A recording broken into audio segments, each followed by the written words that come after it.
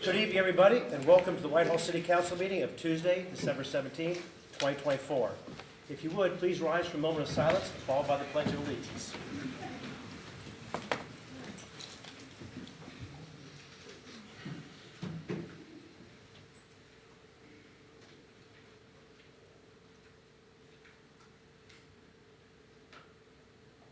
Thank you.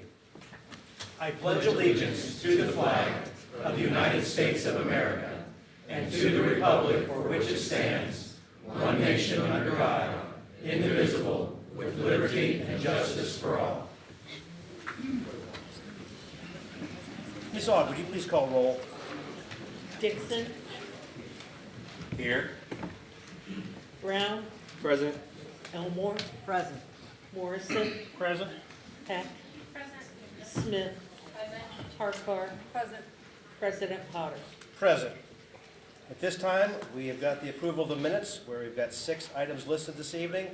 They are the November 19th, 2024 agenda and regular meeting minutes, the November 26th, 2024 agenda and special meeting minutes, the November 26th, 2024 agenda and committee meeting minutes, the December 3rd, 2024 agenda and Park and Rec Committee meeting minutes, the December 3rd, 2024 agenda and regular meeting minutes, as well as the December 10th, 2024 agenda and committee meeting minutes. President Potter, I'd like to make a motion to approve the minutes. Second. There's been a motion by Mr. Brown, second by Ms. Elmore for the approval of the minutes. Is there any discussion? Ms. Aug, please call roll. Dixon. Yes. Brown. Yes. Elmore. Yes. Morrison. Yes. Heck. Yes. Smith. Yes. Harkar. Yes. The minutes have been approved. We'll now move into our standing committee reports. Administration and Financial Management, Chairperson Elmore. Thank you, Mr. President. Administration and Financial Management met last Tuesday. We have several pieces of legislation on the agenda. Our minutes are on file, and we will meet again in January. Correct. Thank you. Community and Elder Advocacy, Chairperson Harkar. Yes, thank you, President Potter. We also met last week. We have no drafts or pending legislation this evening. And yes, I guess we will also meet in the new year since this is our last meeting. Thank you. Community Standards and Enforcement, Chairperson Smith.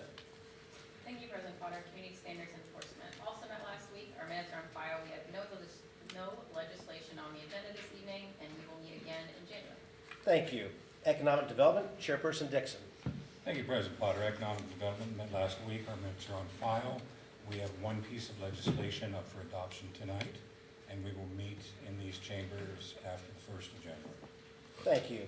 Infrastructure, Maintenance, and Services, Chairperson Brown. Thank you, President Potter. Infrastructure Maintenance and Services met last week. Our minutes are on file. We don't have any draft or pending legislation, and we will be meeting sometime in the new year. Very good. Public Safety, Chairperson Morrison. Thank you, Mr. President. Public Safety also met last week. Our minutes are on file. We have one piece of legislation up for consideration this evening, and we'll meet again sometime in January of next year. Very good. Thank you. Parks and Recreation, Chairperson Heck. Thank you, Mr. President. Parks and Recreation met last Tuesday. Our minutes are on file. We don't have any legislation. Well, we have one piece on the agenda tonight, and we will meet sometime in the new year. Thank you. We'll now move on to officials' reports. Mayor Bivens. Thank you, Mr. President, members of council, and everyone that is here tonight. I am so blessed and privileged to speak this evening. In fact, I was sitting here thinking and contemplating whether or not I was going to say anything, and I think I will in this moment. Because my heart is so open to the fact that this is the final meeting of 2024, and I get criticized for this, and I've been criticized to my face for exercising my faith in public, and this is not to proselytize anyone. This is just who I am, and just give me a moment to exercise my First Amendment right to say that I look unto the hills from which cometh my help. And my help comes from the Lord who made heaven and earth. And in this moment, I need help, and I need the help, and I need God to give me help as I speak these words, because tonight I imagine each and every one of you came out because we are celebrating the budget for 2025. And so right now, this council has been given an opportunity to see and to speak with every director throughout the city of Whitehall. They have presented the budget in an open, fair, and transparent way. And let me tell you, citizens of Whitehall and all of the community that's here, we have a budget that we are proud of, a budget that's going to take care of our citizens, a budget that's going to sow resources into domestic violence victims, a budget that's going to take care of the least of those in the city. This budget is going to bolster private and public partnerships. This budget is going to create pathways to opportunities. This budget is going to be a budget that we're all going to be proud of, and it's going to be something that by the end of 2025, we're going to ask ourselves, and we're going to look at ourselves and say, and all declare that we are the city of opportunity. And so I do ask council in advance that you pass the budget and you pass ordinances 101, 102, and 103 so that we can have a budget that all of our city can be proud of. Now, secondarily, we also have on this agenda this evening the Heartland Bank legislation. And I have not spoken about this through any of the committee meetings, and I feel it's appropriate at this point to do so. And I thank my Economic Development Director, Joe Long, for speaking to council on these matters. But we live and breathe off of our income tax in this city. Heartland Bank has been a great partner to the city of Whitehall. They have exceeded their CRA obligations. They want to expand in the city of Whitehall, and they have given us the assurance that they're going to do their best to do that.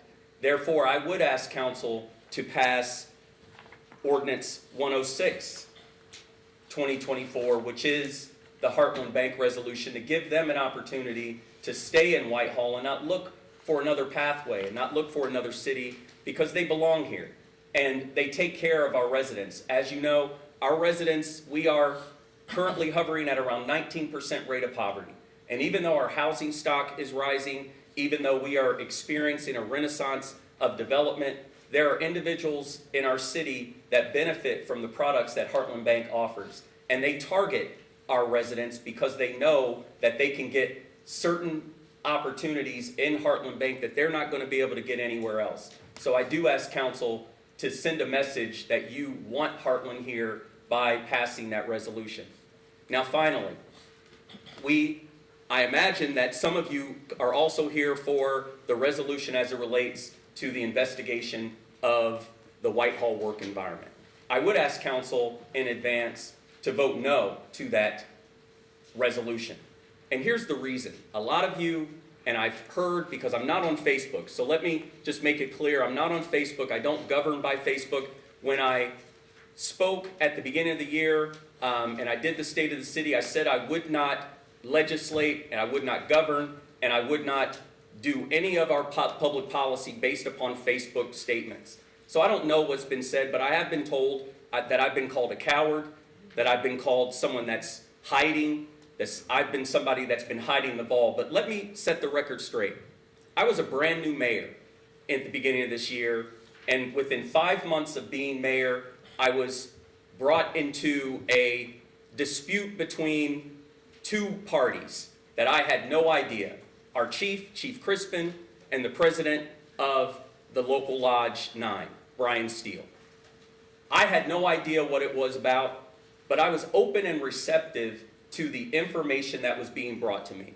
And let me say this, and I'm going to be very honest and forthright.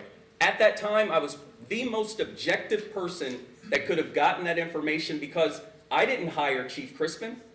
Chief Crispin was not my hire. I inherited Chief Crispin from Kim Maggard. I inherited a lot of things from Kim Maggard, and I said that I was going to do my best to move the city forward. So what I did is I looked at this as maybe this is an opportunity to hire my own chief. And that's how I entered into this. But let me say this. There are things that I know that God does that are blessings in disguise. And the blessing in disguise of that was it gave me an opportunity to utilize my training and experience of being an investigator before I ever went to law school, my 20 years of legal experience of investigating and looking at cases and case law, and it gave me an opportunity to really dive deep and get to know the man, get to speak to him, get to go over the operating procedures, get to go over the police officers that have left, get to look at the case files, get to look at the performance evaluations, and I did a deep dive looking, and Chief Crispin, as my witness, knows the work that I put in. That being said, what I discovered from officers, without stating names, is officers that have left the city of Whitehall for sleeping with other officers' wives. Officers that have falsified reports. Officers that have been caught violating operating procedures, smoking in vehicles.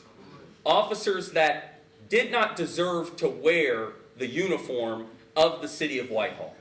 I also found that there were officers that looked me in the eyes and said that the vote of no confidence from the FOP was BS. Some of them used a little bit more terse language that I won't share in this moment. And then we had officers that said, we are required to work. Now, I'm just getting a hold of the budget and looking at the numbers, and I started looking at the average salaries of our police officers range in excess of about $100,000 a year. And so to the citizens of Whitehall, you want officers that should be working, that should be out there advocating for public safety, not trying to be a politician, not trying to make friends, but out here doing the work, and the numbers justify it. Council, you have seen the numbers and the good work that our public safety services have provided to the city of Whitehall. They mean something. They keep us safe. They keep us valued. They keep our property values up. They let our businesses know that this is a place that you can do business and your business will be taken care of. That is why I stood behind Chief Crispin as well as our Whitehall Police Department, and I said I would not initiate a third-party independent investigation because I saw everything that I needed to see. But I didn't stop there. I opened the door to every member of council to see with your own eyes, to speak to the officers with your own voices. Get and make your own evaluation, and our own chief has come in. Our own officers have testified and have let you know what they think this is all about. However, we have one outlier in Councilmember Dixon that has brought this legislation and has brought this public scrutiny to the city of Whitehall.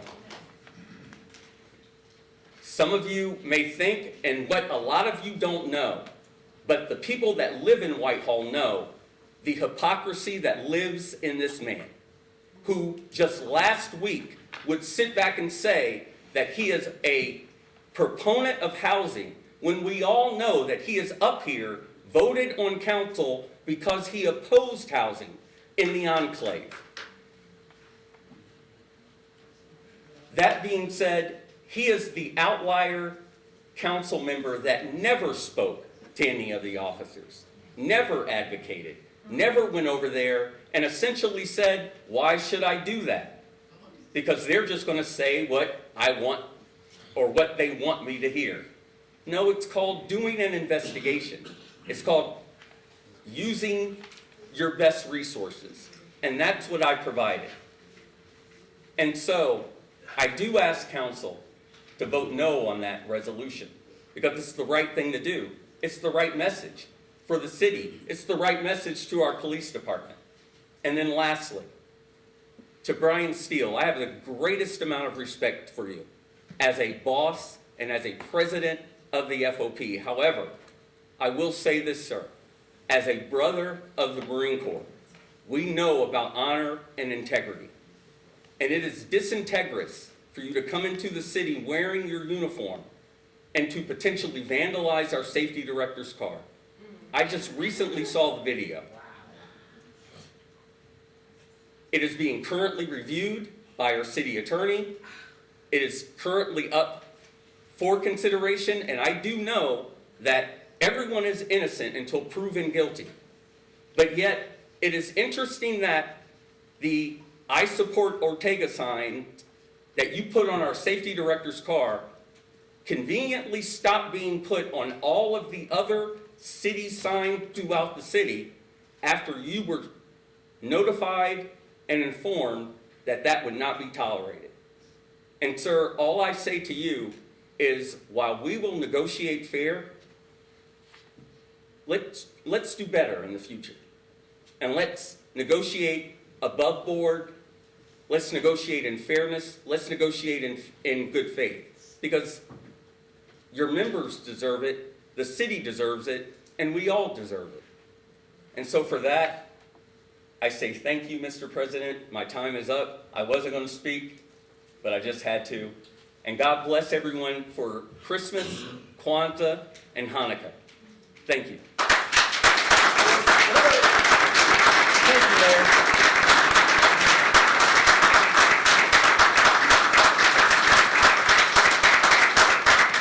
Moving on, City Attorney Nicodemus. Thank you, Mr. President.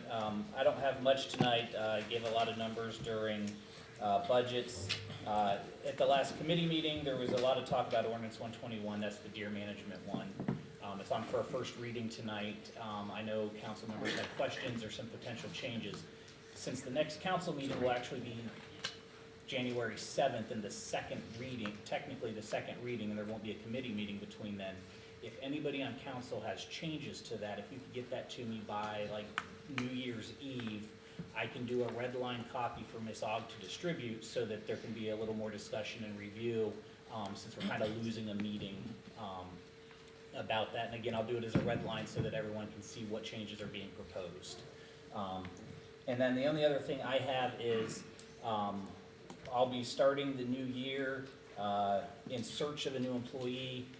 As council knows, our prosecutors are part-time. They work for other jurisdictions, and yesterday I received a resignation from one of the prosecutors. She's going to focus on her primary jurisdiction at this point. So I will be getting with HR to get and recruit someone in to pick up and become another prosecutor. Otherwise, we'll start down. Luckily, with the holidays, courts are closed a little bit. And we've got about a month for some transition, so hopefully it doesn't hit us too bad. You guys saw the caseload, so losing one's going to hurt, but hopefully we'll get someone in place. And can't say I blame her. I wish her the best at her other jurisdiction, and so that's all I have. Thank you. Auditor Quinzel. Thank you, Mr. President, members of council. I too am going to ask for favorable consideration on the two budget ordinances. And I would be remiss if I did not recognize the efforts of Deputy Tax Commissioner Michelle Carberry in helping get all of this set up. She went above and beyond the call of duty to get our new software set up and help me go through every bit of this, and we worked long and hard to pull this budget together. We have been very conservative with the revenue and made the expenses fit what that revenue can cover for 2025. And while I cite Michelle for her efforts in this, making this budget work in 2025 is ultimately my responsibility. So with that, I would ask for favorable consideration on ordinances 101, 102, 103, then 123, 124, 125, and Resolution 34. Thank you. And thank you. Director of Public Service, Rollins. Thank you, Mr. President. I don't have much tonight. Just want to give an update that starting next week, the construction on Main Street and Broad Street will close down for the holiday. Both crews will be back out on January 6th to pick back up on construction. So just be cautious on the roadways during that time. And I also would like favorable consideration for ordinances 101, 102, and 103. Thank you. Thank you. Director of Public Service, Greg. Yeah, thank you. I have no official report, but I would like to say happy holidays, and to the families of Whitehall, while you're celebrating with your families, know that our fire and police are there to stay there during the Christmas holidays and protect this community. Thank you. Treasurer Alexander. Thank you, Mr. President. I have a brief report. Just want to ask for favorable consideration on ordinances 101 and 102 and echo everything else that the auditor said about our great team. Okay, thank you. The following official reports have been filed in the council office since the last meeting, and that would be the auditor's financial reports for November 2024.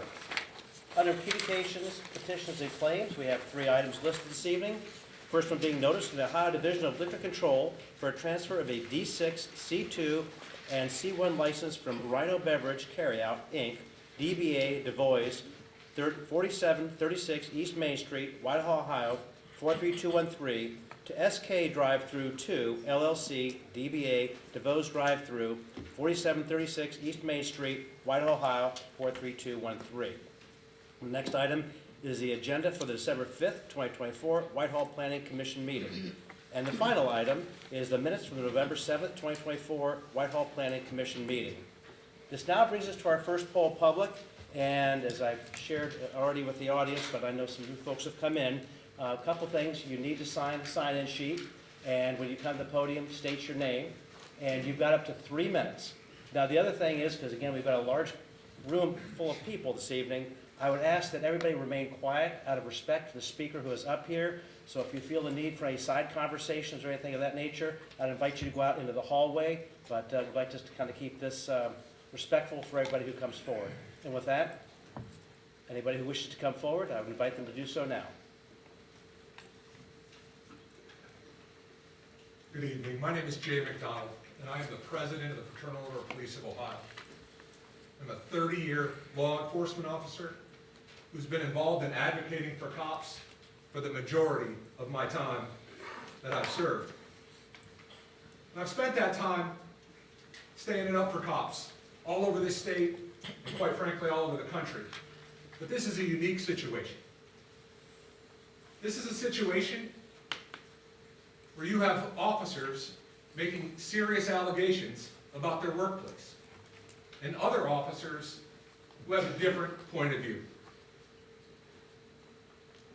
To me, I would think every member of this council and every member of the administration would like an unbiased, uninvolved observation of what is going on. It is unique to have 2/3 of your department report a toxic work environment. It is unique to have these kinds of reports of bad morale and high turnover. And I understand that some may say that's not true or that's their own fault. But in this age of transparency and accountability, why would we not welcome someone to come in who could get an unbiased, down to the brass tacks view of what's happening without the worry of whether the officer speaking is concerned about retaliation or concerned about saying a contrary opinion on either side of the issue. To me, it makes all the sense in the world to get to the bottom of this with an unvarnished, unbiased eye towards transparency and accountability. It makes all the sense in the world to have someone else look at this, because the allegations that you face are disturbing and unique. It is not common in my career as a police officer and a union leader to have this kind of allegations of a toxic work environment amongst law enforcement. It's just not. And to write it off is to say, well, those people who are talking are just lazy. 66% of them? Those people just don't want to work. 66% of them? If that's true, you've had bad hires, bad hiring practices. And I don't believe that's the case. I think to do the right thing is to vote yes on Resolution 32 and allow someone to come in and get to the bottom of this who doesn't have a dog in the fight from either side. That's the responsible thing to do. I thank you for your time. I also echo the previous speakers on their wish for everybody to have a happy holiday. Thank you for your time. Thank you. Thank you.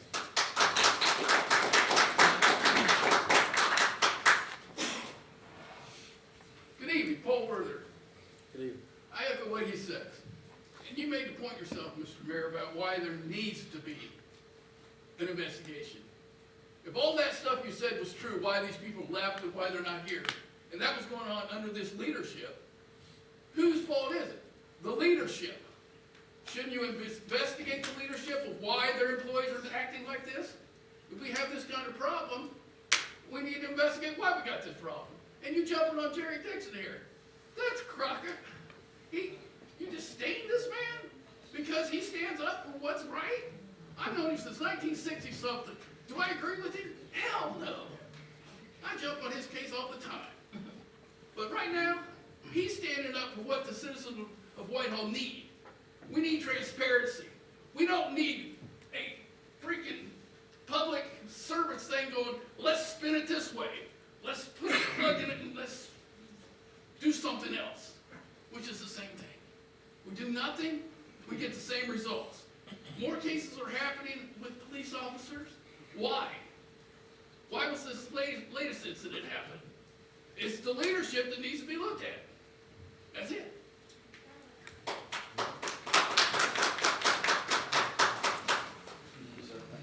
Mary Ellen Gates, City of Columbus. I'm gonna make it quick. I spoke last time, I'm gonna speak this time. And my question would be, how many officers do you think would have spoken up and told the truth about what was going on if they thought that they would be fired? Zero.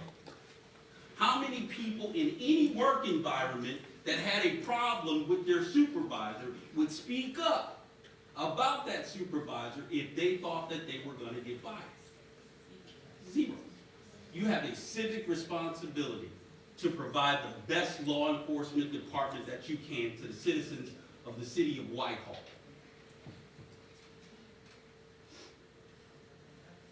And in order to do that, you can't overlook what this gentleman was saying. In any NFL or any NBA arena, when the team does bad, who's the first person to get rid of? Coach.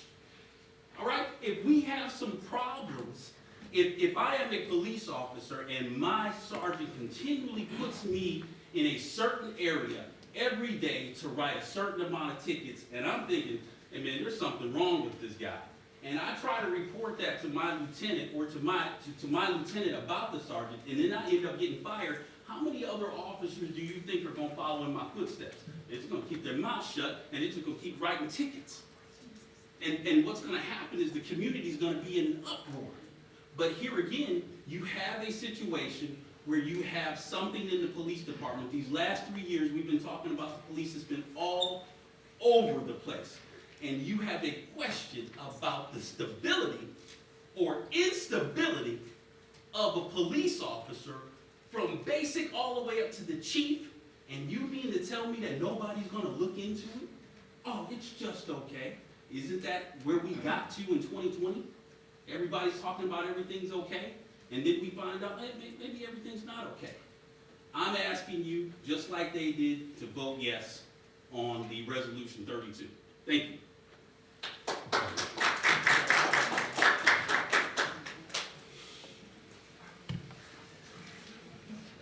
Council and Mayor and Leslie LaPorte, 5066 Etna Road. I have served on City Council for 8 years. I have been here since 2006 following my government. And I will tell you, I have never seen and been more embarrassed in my community being on the news for things that we should not be on the news for. I have this thing with our police department has not just started in the last year. I've been here longer than most of you people on City Council. This issue has been going on for 12 years. Officers started leaving 12 years ago. And I am kind of saddened by the mayor that he acts like he knows nothing about any of this. He was the city attorney when all of our officers started leaving. I back the blue. Not every officer is perfect.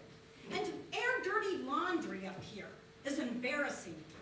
I don't know why that had to be said when you had to say why people were fired. That is not, and then to attack Jared. He's trying to do something to get to the bottom. My safety in this community is threatened because we are not backed with the officers that we need in this community right now. My safety, my fellow community, my citizens. We need to get to the bottom of this. Our police officers deserve better. And there's no reason for you people to be afraid to get to the bottom of it. I thank you for your time. I wish you guys a Merry Christmas, and I hope that you guys can think about our officers on the street. Because I tell you, if this continues, we're not gonna have a department to back our city. Thank you.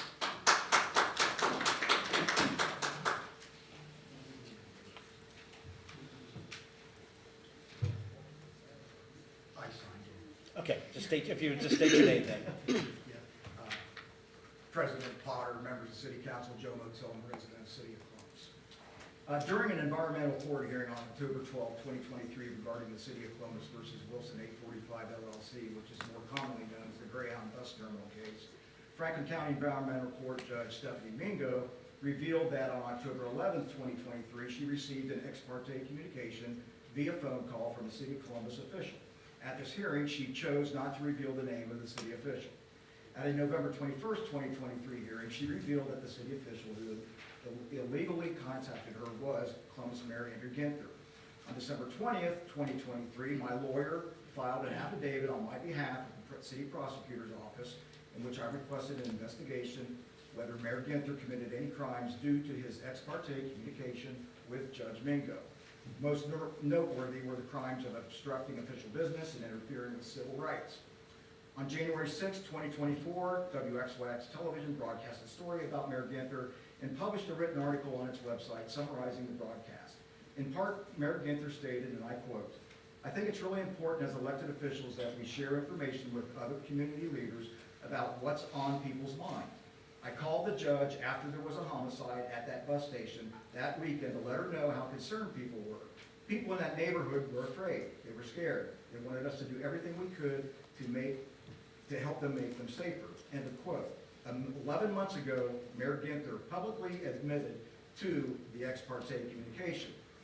On December 28, 2023, a contract agreement was signed between Columbus City Attorney Zach Klein and then Whitehall City Attorney Michael Bivens to investigate this matter as special counsel due to the Columbus City Attorney having a conflict of interest. Mr. Bivens assigned Brad Nicodemus to carry out the investigation. The Ohio Supreme Court has ruled that Mr. Nicodemus is duly appointed special prosecutor to investigate Mayor Ginther's ex parte communication with Judge Mingo. Mr. Nicodemus has a contractual duty and obligation to fulfill the signed agreement between the City of Whitehall and the City Attorney's Office. Mr. Nicodemus has not contacted or interviewed me, even though I am the complainant in this matter. 1 year after this agreement was signed and to be investigated, there's been nothing but silence. Mr. Nicodemus hides from the media when he asked about the investigation. It appears Mr. Nicodemus is protecting Mayor Ginther for political gain. The lack of a completed publicly disclosed investigation has the signs of a cover-up. It seems you are protecting the mayor from possible public scrutiny. The bottom line is, did Mayor Ginther commit a crime or not? The public has a right to know, and you have a duty to tell them. Sir. Where is the completed investigation? Sir. Justice delayed is justice denied. Sir, Thank your 3 minutes is up. Thank you. Has it been done yet? Sir, whole public is not a conversation. Remain silent, as usual.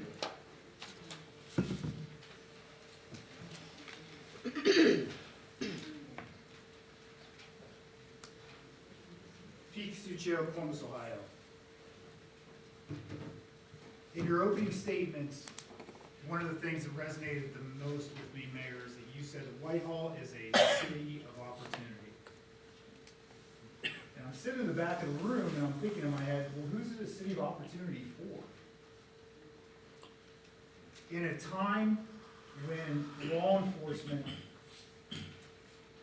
has been called for transparency, for reform, to do better, to be better actors in the community. You have somebody who's been accused of being the biggest proponent of hiding, which would be a law enforcement labor organization, calling for a comprehensive review and transparency within your community. Right? That's opportunity. You also at one point said that we've had people leave the the Whitehall Police Department for smoking in cruisers, for performing illicit acts on duty. I would challenge you to see if the Fraternal Order of Police defended those actions. Nobody hates a bad cop more than a good cop. So as a good cop, I'm standing up here begging city council, if you truly care about your city, if you want safer streets, if you want more professional law enforcement officers and cruisers conducting the mission that you are expecting the men and women of your agency to do, you would vote yes on this issue. You would do a comprehensive review of the Whitehall Police Department to see if your house is in order. If your house is not in order, you are working on a foundation of lies. And that house will crumble. Every one of you is an elected official. If you do not answer the responsibility to demand more from your police department and its leaders, then the community will demand more of you. That is the democratic process. Disparaging remarks against other members of council, half-truths about incidents that may or may not have happened in your city, that is not the way that we think, we act, and we lead. You need to do better.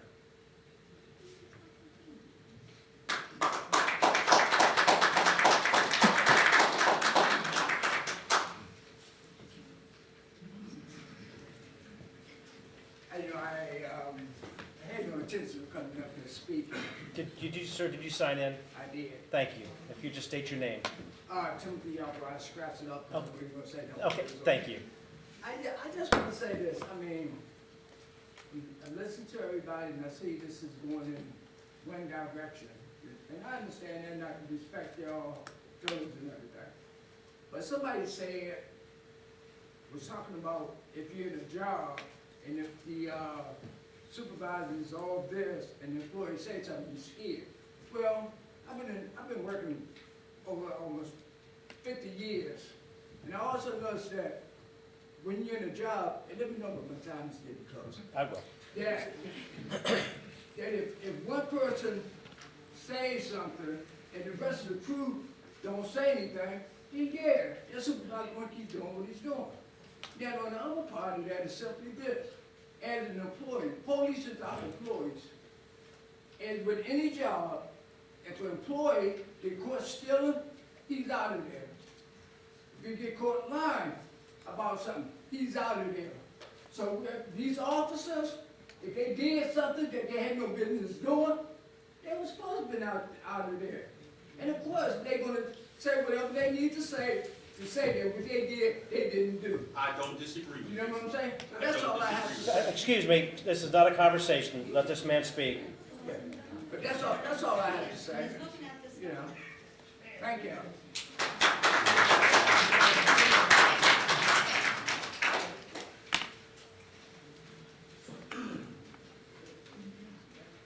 Can I speak if I haven't signed in yet? Yes, you can decide in when you come up, absolutely. I'm Marie Long, and I've been a resident here for 30 years, and I've got to talk to some of the councilmen and the mayor about this situation. I'm just here to say thank you to our police force. When we had the bomb threat right after school started, I was proud that our police chief said he was going to take care of it, and he did it. And he did it on the news, and I just want to say thank you. I feel very safe here. I'm very proud, and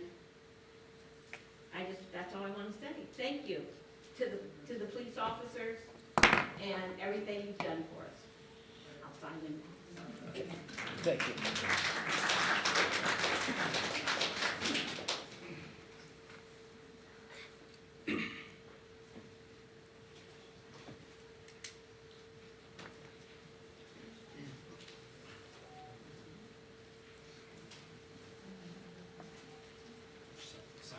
Thank you.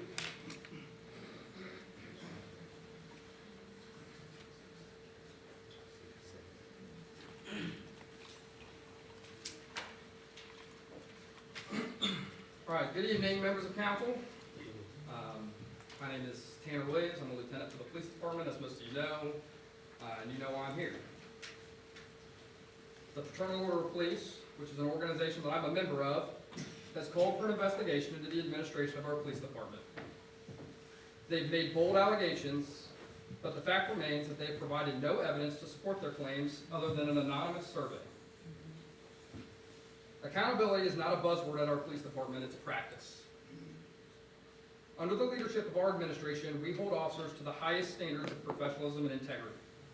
This includes addressing misconduct when it arises and recognizing excellence when it is earned. Accountability ensures that trust between law enforcement and the community remains strong, and it reinforces the value we swore to uphold when we put on the badge. Unfortunately, holding people accountable is not always popular. It can be uncomfortable and at times contentious. But I ask you to consider this. Shouldn't we want leadership that demands the best from its officers and is willing to make tough decisions to ensure a safer and stronger police department? Shouldn't we support leaders who prioritize integrity over convenience? If there are legitimate concerns about how we are operating, why has a grievance not been filed? Our contract clearly spells out that such concerns should be addressed through the grievance process and, if necessary, taken to arbitration. That is the appropriate and professional way to resolve disputes, not through unsubstantiated public allegations. City Council has always been a partner in helping us serve our community, and I ask you to continue to trust us. Trust us to do the right thing. Trust us to make decisions based on facts and not rhetoric. And trust us to stay committed to the safety of our citizens and the integrity of our profession. We welcome transparency, but we also value fairness. Let's not allow unsubstantiated claims to undermine the progress we've made as a department and as a community. Thank you for your time and your trust and your continued support. And I also wish you all a Merry Christmas and Happy Holidays. Thank you.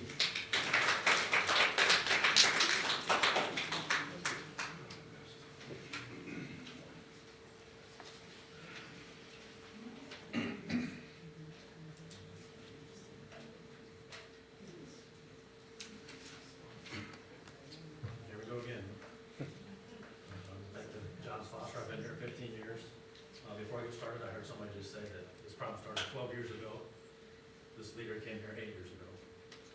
I also heard that person say she's never been more embarrassed of being on the news. The city was also once the #1 most dangerous city in the state of Ohio. That's right.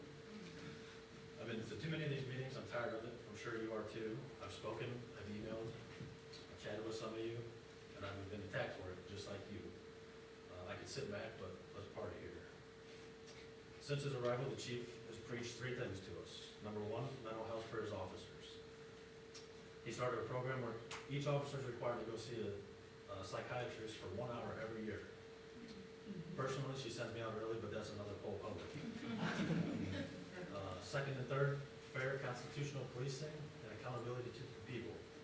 Not to the department, but to the people that we work for. Under his leadership, crime is down here, and he refuses to let up.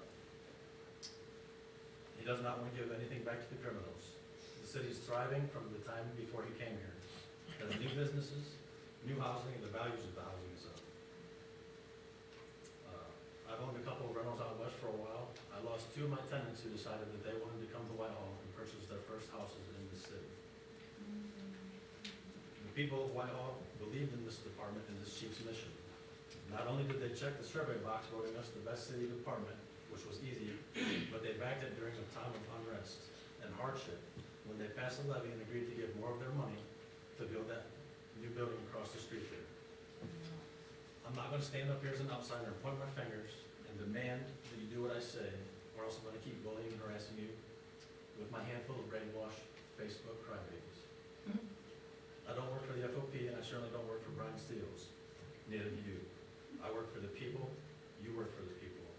I'm going to stand up here as a member of this community, and I'm going to ask you to continue to believe in us. I'm going to ask you to vote no tonight and then this for all. I'm going to ask you to finally send a message that those of us who stay here in this city and continue to strive for a better Whitehall to be in charge of Whitehall. Let the people that are here be in charge, not all these outsiders coming up here talking tonight. Thank you.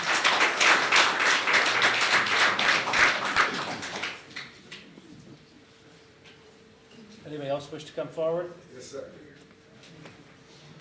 Did you sign in? Okay. Thank you.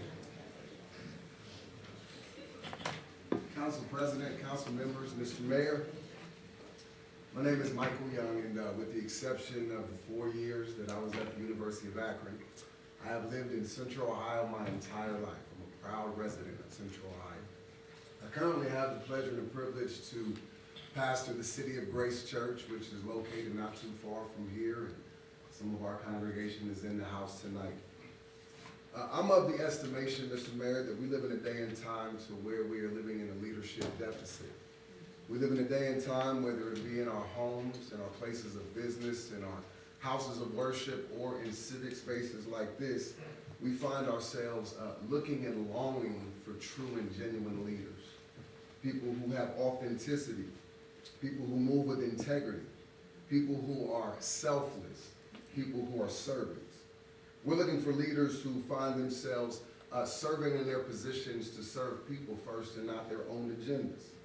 And family, it's with this thought in mind that I would like to publicly declare my appreciation and my admiration for Mayor Michael Bivens. He's a servant leader who honorably supports and meets the needs of all the citizens of Whitehall. He is a man who seeks to build bridges of unity and tear down walls of division. He is a man who selflessly gives of himself, his gifts, and his abilities to serve the downtrodden, the least, and those who find themselves in times of need. He is a man who has a plan for the peace and the prosperity of Whitehall. He is simultaneously a fearless leader who demonstrates the courage to hold those who have conducted themselves in an unethical way accountable. I heard the FOP stand up here and preach accountability, and I think it is the peak of hypocrisy for them to preach accountability. Right? When we live in a city and in a county where black and brown boys have been murdered by people in office in uniforms, and they didn't say anything. But now they want to preach accountability, and now they want to talk about holding individuals accountable. We can't have it both ways, gentlemen. Right? When a young man like Casey Goodson Jr. is shot in his back 6 times, and they defend the murderer who shot the man in the back, that ain't accountability. Right? When we see other instances where Andre Hill was murdered and the FOP comes out and defends the individual who murders that man, that ain't accountability. So let's not preach accountability when it's convenient for you. Let's preach accountability at all times. Let's not preach accountability. No, I'm talking to you. Let's not preach accountability. Let's not preach accountability when it's convenient for you. Let's preach accountability at all times. Let's preach accountability at all times. Let's preach accountability at all times. Excuse me. Please keep your conversation to yourself and let this gentleman speak. Thank you, sir.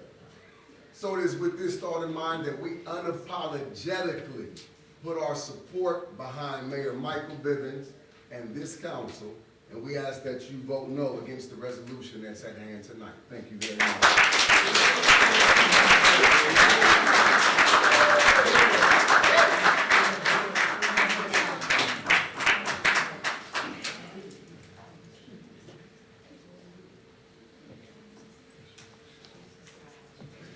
Hello, everybody. My name is Tim Johnson, and I'm here. I don't have a dog in the fight, but I just been sitting here listening to everybody. And what I would like to say is this. Jay-Z said something about the family can't win if we're all fighting. And the energy that I feel in this room, we're all fighting. I'm asking for peace from everyone, that we can bring peace and love so that we can come together and we can do the things that is needed to be taking place in all communities. So if we can come together, we can win. But if we continue the battles that we have and the energy that we have in this room, we're going to be at war and nothing's going to get done. So I ask everybody from council, the police officers, the participants that are in here, let's come together, show love and respect to one another. Thank you.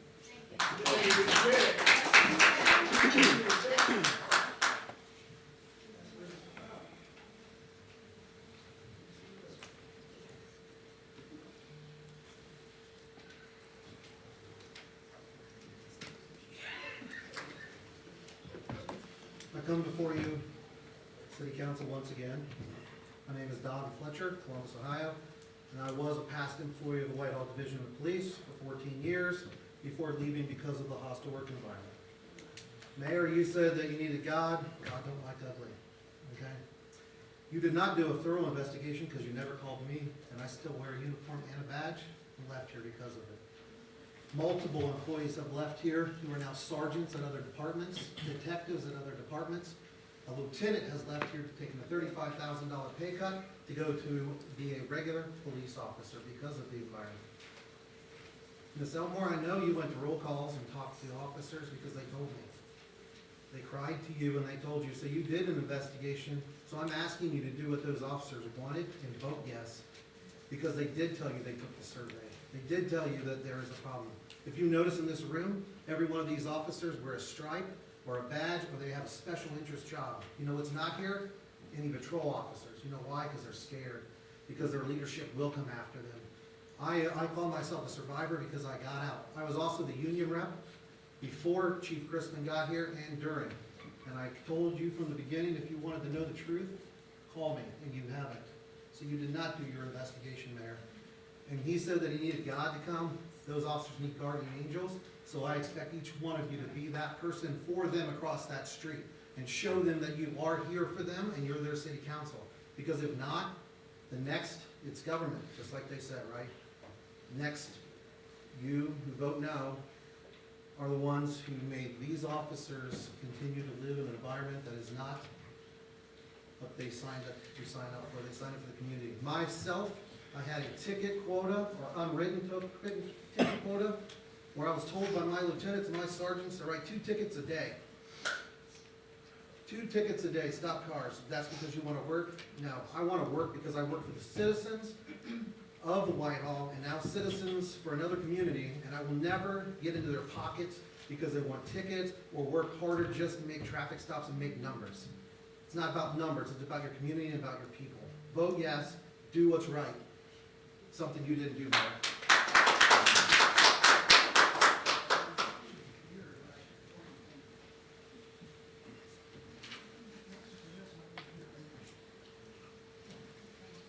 Hello, nervous as heck, okay? But I don't have a dog in this fight, but I do have a brother that lives in Whitehall. There was a time I would not go down Whitehall after dark. What's your name? And there was a reason for that. My name is Carmen, okay? And there was a reason for that, because I was fearful that I was gonna get stopped, not because of anything other than the color of my skin. I have been in Ohio my entire life.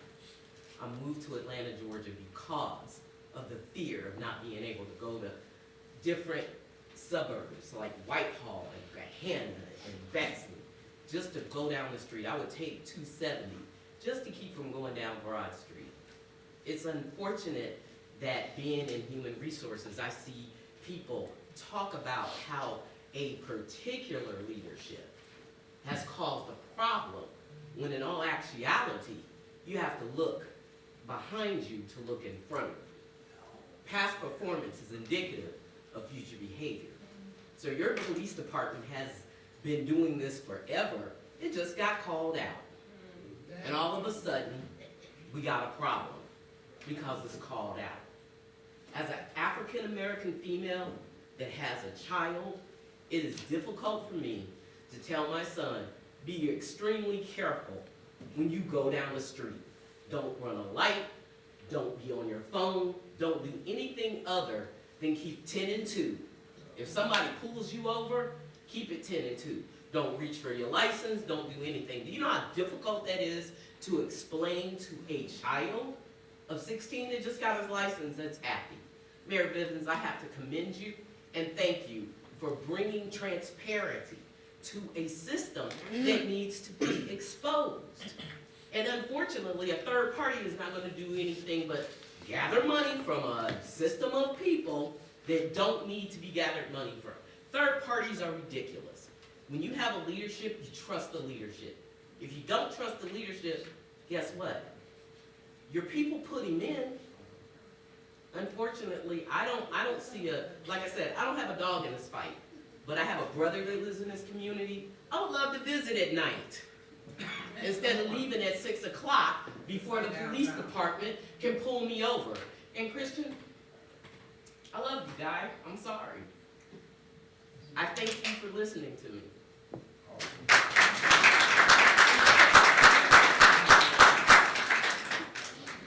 And by the way, vote no. Anybody else wish to come forward? Okay. No, go ahead. I'm purposely waiting till last. Very good. I don't want to mess up your plan, for sure.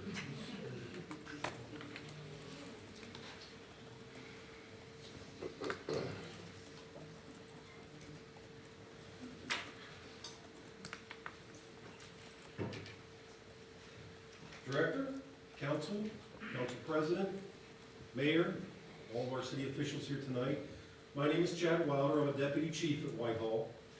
I just wanted to speak to you tonight about this potential investigation, like so many. I don't even know if you've heard much about it. There's a rumor going around there could be an investigation, so I wanted to speak on that today. With that said, the chief and his supervisory team are doing two basic things in this city that I would submit to you all citizens want across this entire country. Number one, we're making the city safer. Since Chief Crispin has arrived, felonious assault, rape, murder, burglary, even traffic crashes are down and down substantially across the board. That's almost unheard of in this day and age. All are down and all are down substantially. I'm not going to speak about this anymore because we can provide you data anytime you'd like to see it. The data is quite impressive. I'd be happy to share it. So number one, we're making the city safer. I think everybody wants that. Number two, we're holding officers accountable for their misconduct. I think everybody wants that across the country. When we find out an officer has lied, for example, we can do one of two things. We can do something about it, or we could completely ignore it. No problem. When we do something about officer misconduct, and the result is that the supervisory team now falls under investigation, that sends a very dangerous message.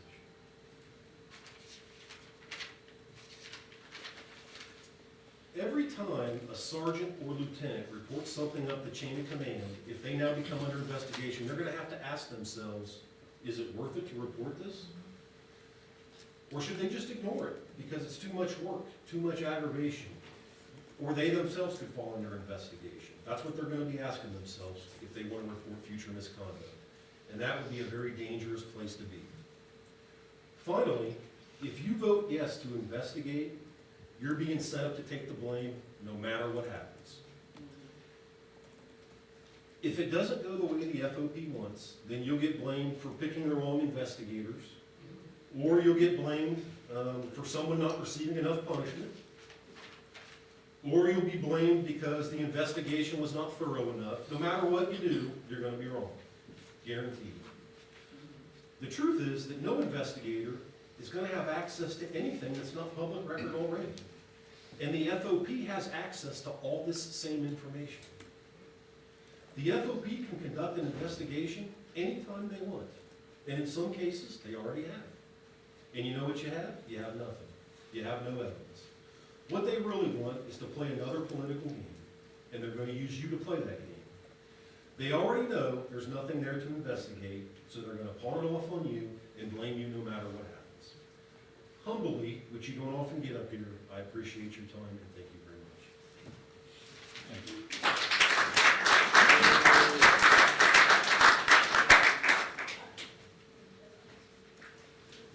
you. Anybody else?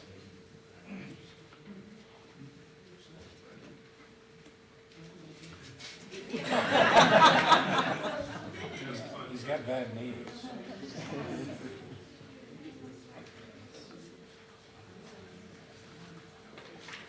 I'll be brief. Your name, please? Obi Stillwell. Thank you.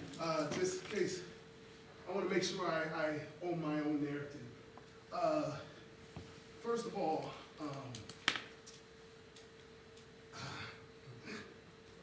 Take your time. It's interesting because I support the FOP. Matter of fact, I have a VIP sticker that I get to side eye sometimes when I go in certain neighborhoods. They're like, will you support support the FOP. I do. And I was raised military, police, all that. I had a really good opportunity to speak with Mayor Bivens, went to his office. I asked him a question about why. Why did he take on Whitehall? Because I've been around long enough to know when Whitehall wasn't the Whitehall that many of us know. But I had a cool experience because at one time, Gahanna had canceled their Little League football. And the only way we could play football for my sons is to bring them to Whitehall. And that's kind of how I was introduced to the community. Beautiful, beautiful community of Whitehall. I get up here to say, to be careful of the culture of finding the villain. And trying to point the finger. Because we're in a deficit of people who care. And being a former Buckeye, a lot of people talk about, even Coach Ryan Day, they say, hey, get rid of him. And I'm like, who are you going to find that actually cares? That's going to be hard. You bring in another coach, but are they going to care? And I was standing there, I wasn't going to say anything, and I said, man, I got to at least speak. Because I don't know how many others can say they're VIP, FOP, right? So respect to police officers, everyone. But I guess I just want to say, just be careful that we don't, we got to hold on to people who care. Yes, sir. And I know he cares. Anything else? He sat for almost 2 hours. I was with you also. And I was like, I left there. I didn't ask him for anything. I didn't need anything. I just wanted to hear about Whitehall and what he was looking to do and his why. Well, I asked people, like, what's your why? And he said he cared. And I just want us to be careful that we protect those who actually give a damn. It's diminishing those who care. That's all I got.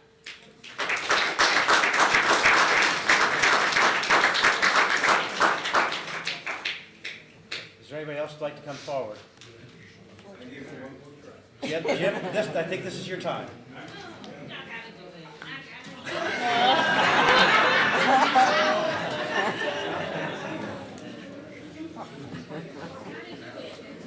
Jim? Sorry. You were that close.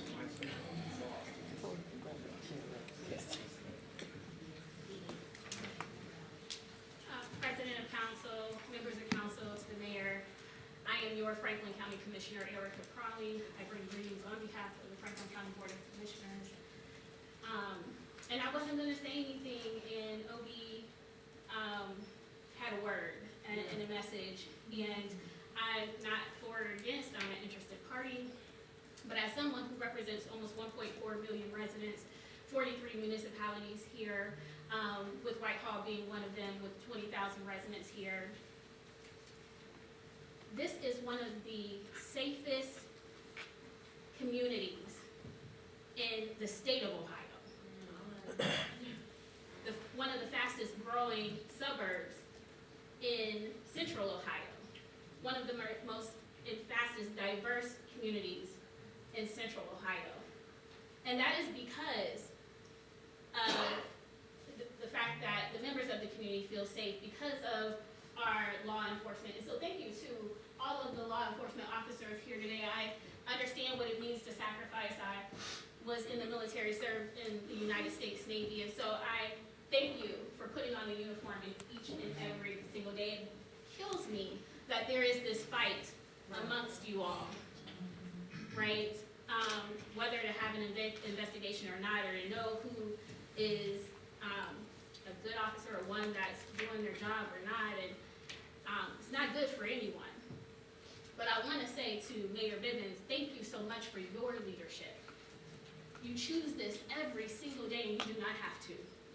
Since you have taken office, it has been a witch hunt against you. And I'm just gonna say that. For you to be courageous and bold, to stand up in the face of adversity, you do not have to do that. So thank you for your leadership. Thank you for your continued service to this community and to this country. And so that's all I really wanted to say is that I can't let someone get up here or people get up here and make it seem like this is a place that's not safe. I would live here myself in Whitehall if I could afford to buy a house here. I got a real estate agent, been trying, and look forward to being your neighbor here one day. But this is a very safe community, and it is because of our law enforcement officers, and it's because of the leadership that you all have, that you bring each and every day, and under the leadership of Mayor Bivens. And so, with that, I thank you.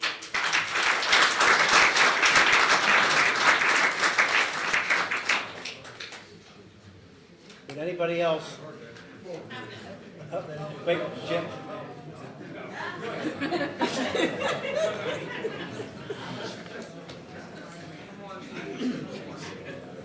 Mr. Graham wants to speak for 5 minutes. I'll make this quick, I don't normally do that, so I'll make this really quick. Mike Crispin, the police chief, obviously part of the topic that we've been hearing about this evening. I'm only here because I'd be remiss if I didn't come up here and say to my supervisors that they have my utmost respect. My leadership team has done a phenomenal job. And while I might be the head of the agency, let's be clear, the attack is really on the lieutenants, the sergeants. They're the ones that do the day-to-day work, and the deputy chiefs.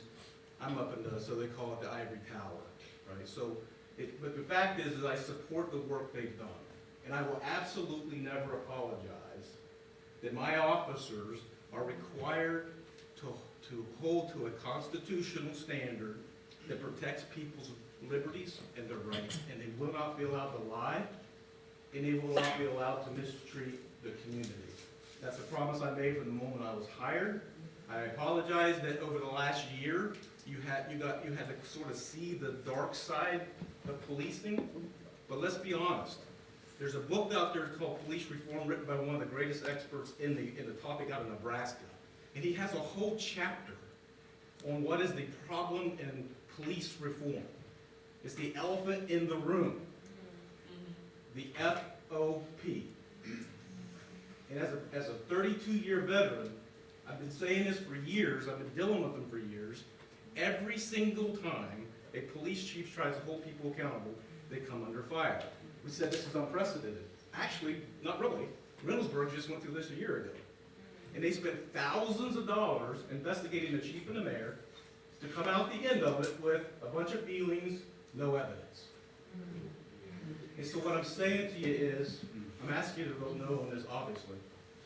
But I'm also saying to my team, I've got your back. I appreciate what you do. A lot of these attacks are directed at you, and to the community, and to the mayor. Listen, what this man has been put through by my own profession disgusts me.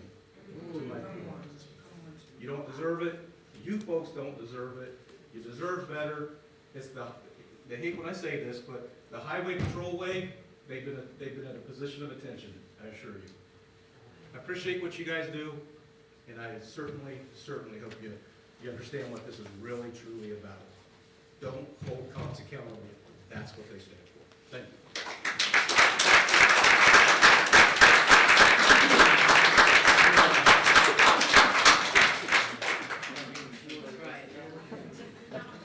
Is there anybody else up?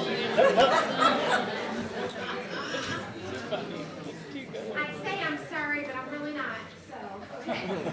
My name is Tasha Yarbrough. I am from Whitehall. I've lived here a long time. I chose to buy in Whitehall, and I felt the need to speak because there were so many people who are not living in Whitehall, who haven't lived here, who don't want to live here necessarily, that are speaking. I think, like a lot of Whitehall residents I have spoken to on a regular basis, at the grocery store, at the high school games, doing things around the city, what I'm hearing is that we all think there's something going on, but we don't know what. And I don't think that going forward with this investigation will actually yield the response that maybe is desired. we can find the information. We heard at city council a couple weeks ago that you guys can do the investigation, but what can you do with any findings? Nothing. So there's money being spent that we can use towards schools, infrastructure, looking at different housing and reforming that. And I think that I am urging you not to vote for it, not because I don't think there's anything going on. When there's smoke, sometimes there's fire, but what are we gonna do with the results?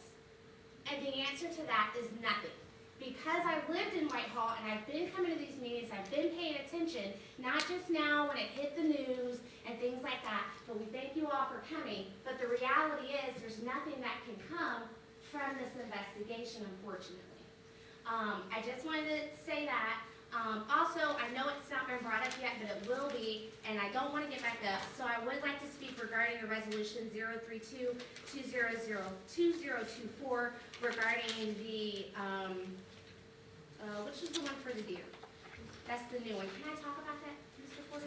Yes, you Okay, can. it's 121-2024. That's the ordinance related to the deer. And I just wanted to say formally on record, I don't think after reading the legislation as it states, moving forward with to allowing residents to hunt deer in city limits is going to be good for anybody. We need to focus on getting violence done away with and weapons off of the street. And I don't think that asking people to hunt within city limits, even with a bow or arrow, is appropriate. So as I take my seat, I just wanted to speak on that. And I thank you for your time. Thank you for your leadership. It's hard starting a new job and doing it with all this audience. I quit. So thank you for your time, your energy, and for listening. Have a great night.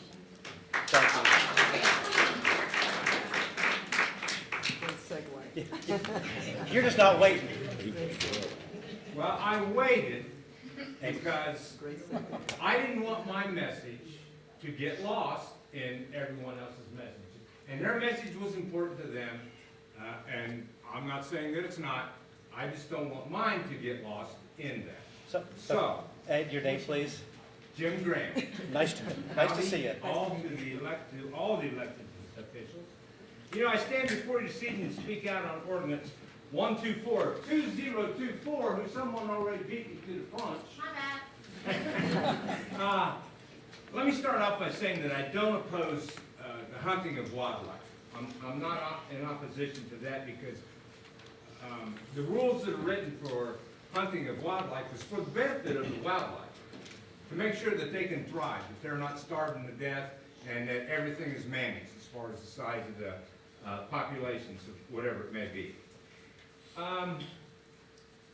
But with this ordinance, I'm not sure what your intention is. Is it to control the size of the deer population? And or to cull the herd, which is different? Those are two different things. Keep that in mind. So, how many permits would be issued? These are, I'm going to give you some questions here that you really need to have the answers to before you make a decision on this. How many permits would be issued each year? And then who decides how many permits there are and who decides who gets the permits? What is the number of deer in Whitehall? How many are there? Is it even worth controlling? Are the deer a safety issue? Well,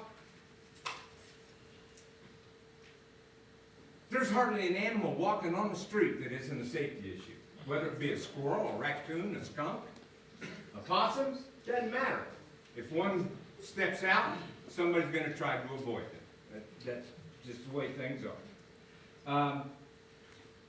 How many instances have there been of a safety issue involving a deer? Any? 5, 10? This may sound kind of stupid, but I think this is the reason for the ordinance. Are they eating people's flowers? Yeah. Are they eating their vegetables? Yeah. Are they eating the bushes? Yes. But, just like every animal or person on this earth, They have to have nutrition in order to survive. That's all they're trying to do. They're trying to make a living just like everybody else in this room. How many complaints have been lodged with the city about the deer? And if there are any complaints lodged, what were they about? So, I've spoke to a number of people about this, and actually I spoke to a couple of people here tonight. Not one person, not one, said that they thought the deer were a nuisance or a problem. In fact, not everybody, but the majority of the people I talked to said raccoons are the big problem. They are. Yeah, buddy, they are in my yard. They're in people's houses, they're in people's basements, they're in people's chimneys. I've had all those things told to me. So I just posed a bunch of questions. As I said before, you need to really have the answers about those questions. And look, I've lived in an area where the deer are for about 15 years. And in that entire time, I've never seen more than 10 or 12 deer at a time. And I think this is important. All those years, I've never seen more than 1, sometimes 2 fawns being born that year. Now, this past year there were 3. 1 got knocked over on the road. There you go, there's your safety issue. But, I'm just saying that, you know, they've been here for as long as I can remember. Some people don't like them, some people do. And I think there's more people here who enjoy the deer than there are who dislike them. Yes, they are a nuisance when they eat your flowers and what have you. But you know what? As a side note, actually, I think the deer actually create a safer street because anybody that drives down Fairway Boulevard, except for the fools, watch out for the deer and they don't speed. Because if you do, you're probably going to hit one. So that's a good reason not to get rid of them. Hey, Jim. Anyway. Jim, Yes. your time is... Yes, anyway, it's just a few thoughts. I hope you all have a nice day. Thank you.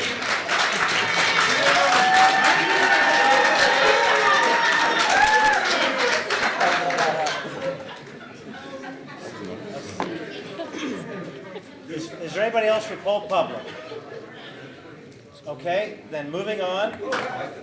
Ms. Aug, would you please call roll as to whether each member of council was given a copy of each item of legislation listed on the agenda prior to the meeting, including any add-on legislation?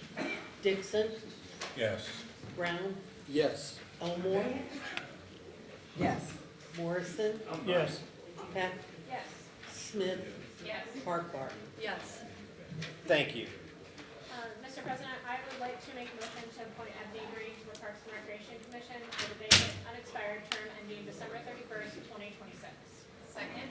There's been a motion by Ms. Heck, second by Ms. Harkar, to appoint Ebony Green to the Park and Recreation Commission for the vacant term, unexpired term ending December 31st, 2026. Is there any discussion? Ms. Aug, please call roll. Dixon, Yes. Brown, Yes. Elmore, Yes. Morrison, Yes. Peck, Yes. Smith, Yes. Farquhar. Yes. Ebony Green has been duly appointed, and welcome her on board, and thank you. We'll now move into third reading, ordinance 101, 2024, making appropriation for current general fund 101 expenses, street 201 expenses, and state highway materials 211 expenses during the period from January 1st, 2025 to December 31st, 2025, in a total sum of $37,705,342.05. Mr. President, I would like to introduce ordinance 101, 2024, and move for its adoption. I'll second. Motion by Mr. Dixon, second by Mr. Brown, to introduce ordinance 101, 2024, and for its adoption. Is there any discussion? Ms. Aug, please call roll. Dixon, Yes. Brown, Yes. Elmore, Yes. Morrison, Yes. Peck, Yes. Smith, Yes. Farquhar. Yes. Ordinance 101, 2024 has been adopted. Ordinance 102, 2024, authorizing the appropriation for special revenue, internal service, and fiduciary expense accounts for the calendar year 2025 in a total sum of $28,764,415.36. And declaring an emergency. Mr. President, I would like to introduce ordinance 102-2024 and move for its adoption. I'll second. There's been a motion by Mr. Dixon, second by Mr. Brown, to introduce ordinance 102-2024 and for its adoption. Is there any discussion? Ms. Aug, please call roll. Dixon, Yes. Brown, Yes. Elmore, Yes. Morrison, Yes. Heck, Yes. Smith, Yes. Farquhar. Yes. Ordinance 102-2024 has been adopted. Ordinance 103-2024, amending ordinance 104-2023, authorizing and approving the following changes to 161.38 and declaring an emergency. Mr. President, I'd like to introduce ordinance 103-2024 and move for its adoption. I'll second. A motion by Mr. Dixon, second by Mr. Brown to introduce ordinance 103-2024 and for its adoption. Is there any discussion? Ms. Aug, please call roll. Dixon, Yes. Brown, Yes. Elmore, Yes. Morrison, Yes. Heck, Yes. Smith, Yes. Farquhar. Yes. Ordinance 103-2024 has been adopted. Ordinance 105-2024 has been pulled by the applicant. That brings us to ordinance 106-2024, authorizing the mayor to execute and deliver a purchase option agreement, a purchase and sale agreement, and other appropriate documents on behalf of the city to sell approximately 2 4/10 acres on property in the Whitehall Community Park to Heartland Bank for expansion of its existing headquarters facility and declaring an emergency. Mr. President, I'd like to introduce ordinance 106-2024 and move for its adoption. Second. There's been a motion by Mr. Dixon, second by Ms. Smith, to introduce ordinance 106-2024 and for its adoption. Is there any discussion? Yes, sir. Please.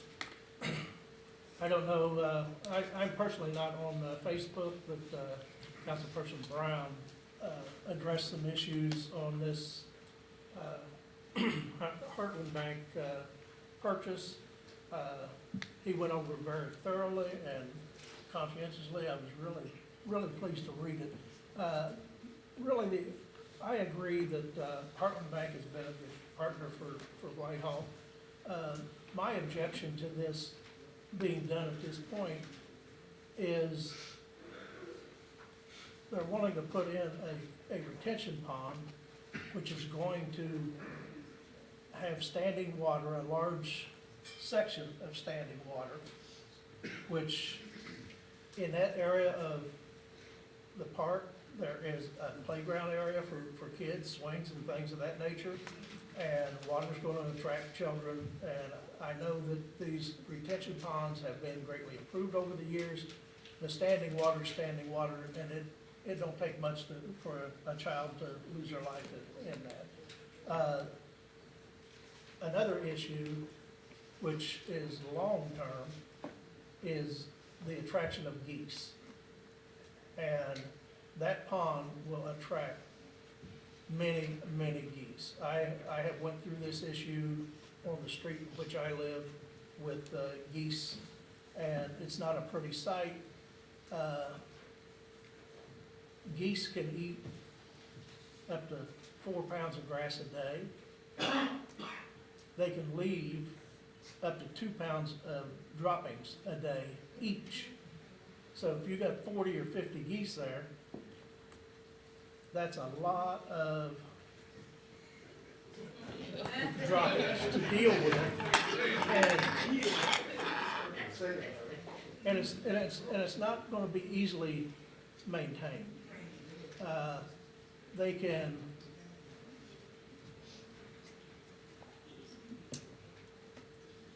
can do these droppings as many as 28 times a day.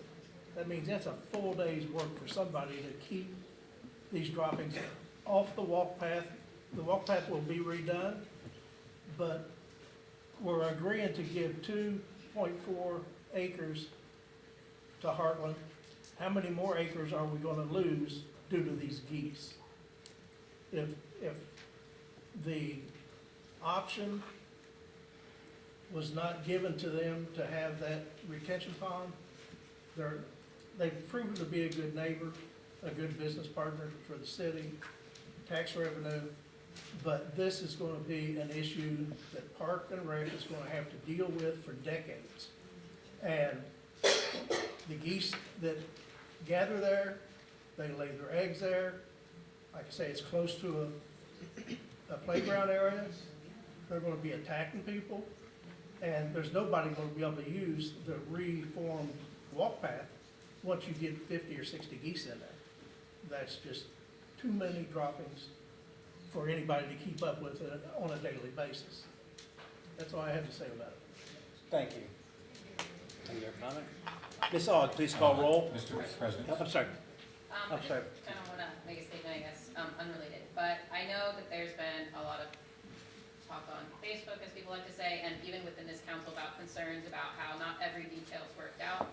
I had a great conversation with Laura Jones last week, and I myself would like to see more details to better understand, but I want to make sure it's clear to the public, we are not completely agreeing to sell it at this point. We are giving them the option to purchase it, and then if they decide to do that, they will come up with site plans and drawings and more detailed information, like exactly what the retention pond will look like, exactly what the building will look like.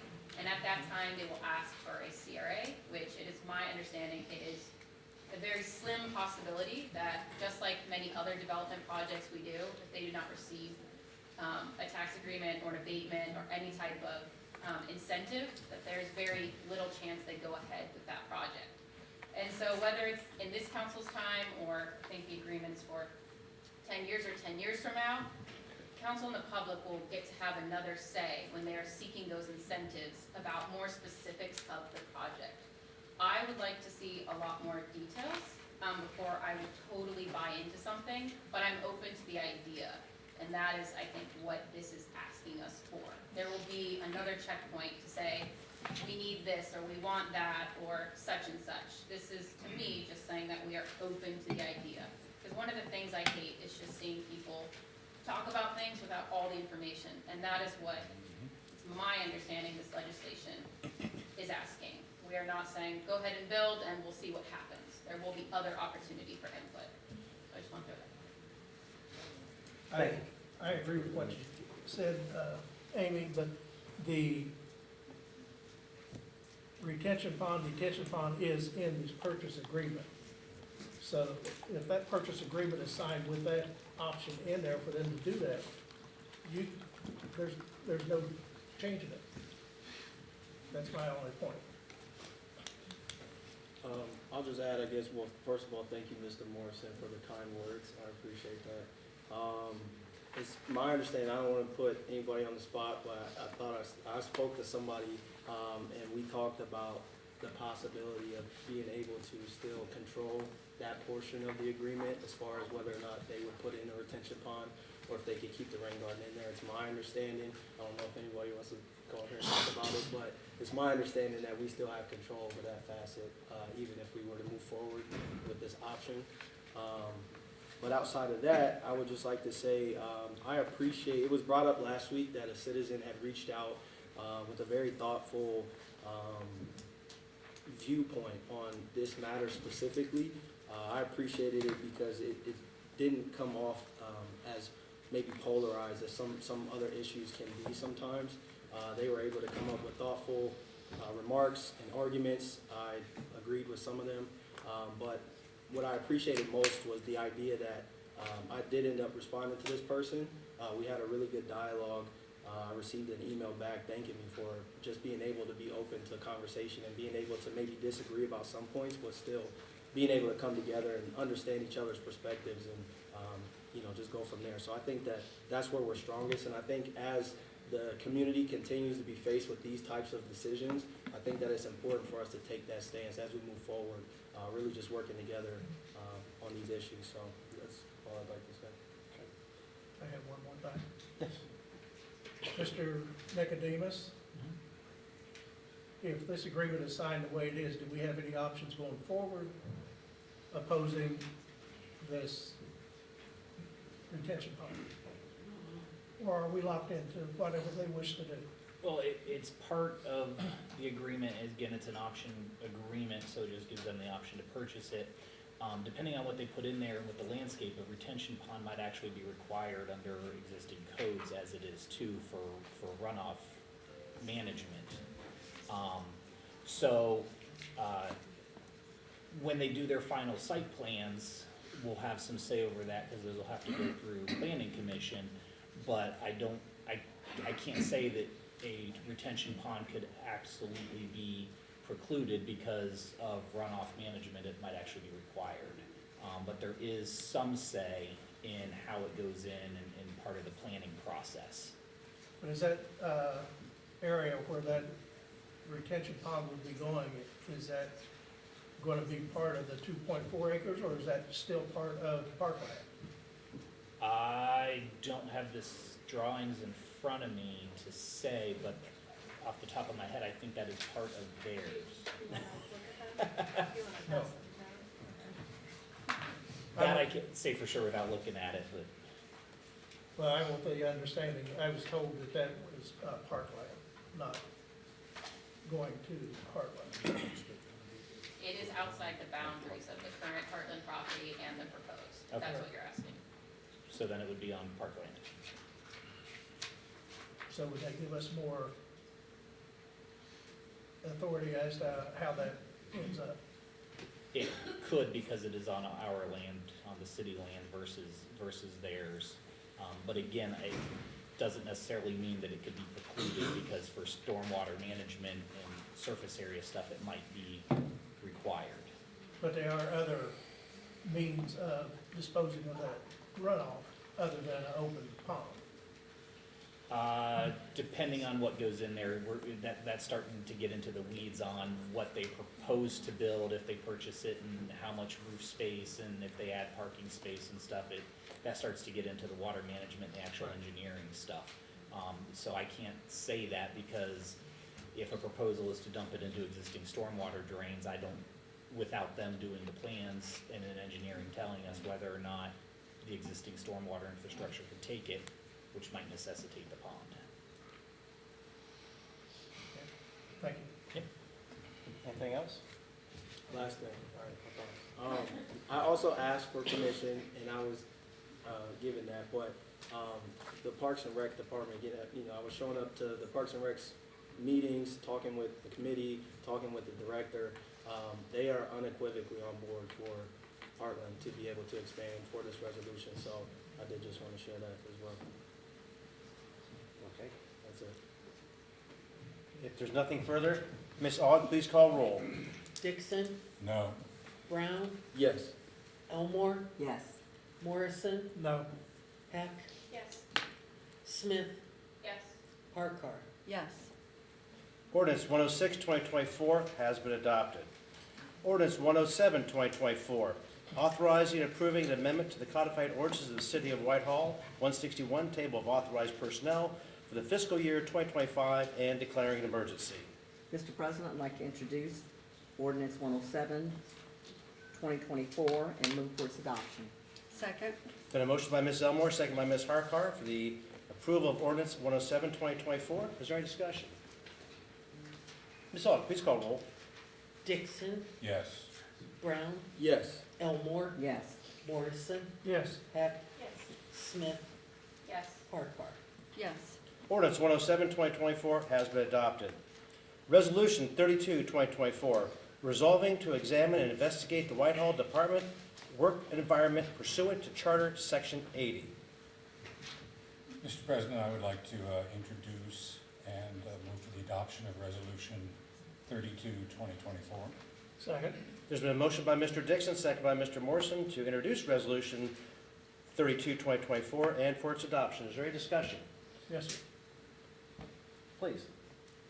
Again, City Attorney, Mr. Nicodemus, could you give us a scenario on the ramifications of passing of this ordinance, and then what would be going forward for options if it fails? So you're asking for what happens if it passes and then what happens if it fails? Yes. So if it we'll start with the easier one. If it fails, it's obviously, it didn't pass, so it has no effect and it just kind of dies. Council can bring it back again if they want, just because something's defeated doesn't mean it can't come back up, but there would be no more action on it or discussion on it in the future unless it was, or something similar was reintroduced. If it passes, then council's going to have to make some decisions on how it would choose to investigate. Council can do it itself. There is subpoena power, so if council wanted to subpoena people, they would have votes on who you want to subpoena, and they would be issued in the president's name, and the people would come, and that entire process would happen out in the public at either these council meetings, or if council had special meetings on specific nights to talk with people. Another option council can do is to enlist persons or a firm that have experience in looking into these matters. Obviously, if council chooses to go that route, there is an appropriation required because there's going to be a cost associated with that. What that is, it would depend on who gets brought in for it. Either option going forward, I would suggest just so that the legislative journal is complete. Obviously, if there's an appropriation, we're going to need ordinances anyway, but if council were to choose to do it itself, a good practice would be then for council to have a resolution about how it's going to proceed. When it's, when are you going to have those hearings? How are you going to proceed with getting people here and stuff like that? Kind of the rules that you're going to follow to look into everything. It's kind of an overview without getting into the weeds of how you would do it. But if it passes, that would be council's first decision. Do it yourself, or are you going to discuss appropriating and bringing someone in? And if that is the choice, then whom? Thank you. I have something, please, if I may. Please. I just want to clarify a couple things here. It has been said tonight, and it has been said on this dais before, concerns that I did not go to the police department and talk with officers and the top brass and so forth. And the reason that I did not do that was because if indeed, and we were waiting on word on whether or not this council could investigate matters per the charter, I wanted to keep my impartiality in this matter in case it were to go to investigation. So I felt that if I visited the police department and heard their side of things, I think that would somehow damage that little. So that's why I did not do that. Second of all, I would like to say that I do believe in the Whitehall Police Department. I've long stated it. That is my position. And the fact that I introduced this resolution to find out what the truth is was done so because I want to know what the truth and the facts are so that everything can be made right with the police department. And as one citizen said tonight, I'm concerned about the safety of the residents in that if there are things and problems that are existing, that they get ironed out so that the community can be better as a whole in regards to policing. And finally, I also heard tonight, and I've heard before, and I've spoken about it before, that the result of this investigation will offer us nothing, there will be nothing that we can do about any of it. But again, I reiterate, truth and facts matter and are worth the fight. That is at least the result that I'm looking for. What else can be done beyond that is another matter, but at least the truth and the facts, I think that's vitally important. That's all I have to say. Thank you. I have a follow-up to City Attorney Venus. So whether council were to investigate or we were to hire a firm, we've stated before this all becomes public record. Those officers who speak to us about their issues or speak to a firm, their names are also in the public record? Or is there any type of anonymity to this process? Because I think we've been told we would not be able to go into executive session as well, correct? Correct. Sorry, that was a lot. It was. The exception for the executive session would be if there was discussions of a specific employee's conduct, promotion, demotion, discipline, but in a general discussion, executive session would be off the table. If there are discussions with an outside firm, obviously that person's going to know who and which officers they spoke to and who said what. Sometimes those reports can be written to not actually name names, but at the end of the day, some of that, there's no, I guess what I'm trying to say is there's no short way that I could guarantee that someone that speaks to someone at a firm would have their identity completely shielded if they are worried.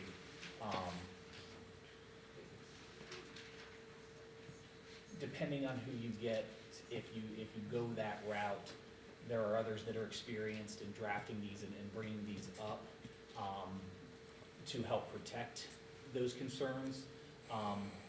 But at the end of the day, I can't guarantee that anyone that speaks would be completely anonymous throughout the process. Ms. Elmore. Yes.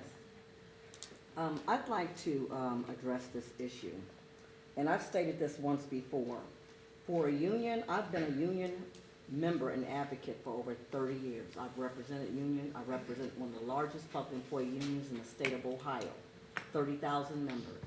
And what I know about unions is that we represent and negotiate the wages, hours, and terms and conditions of employment.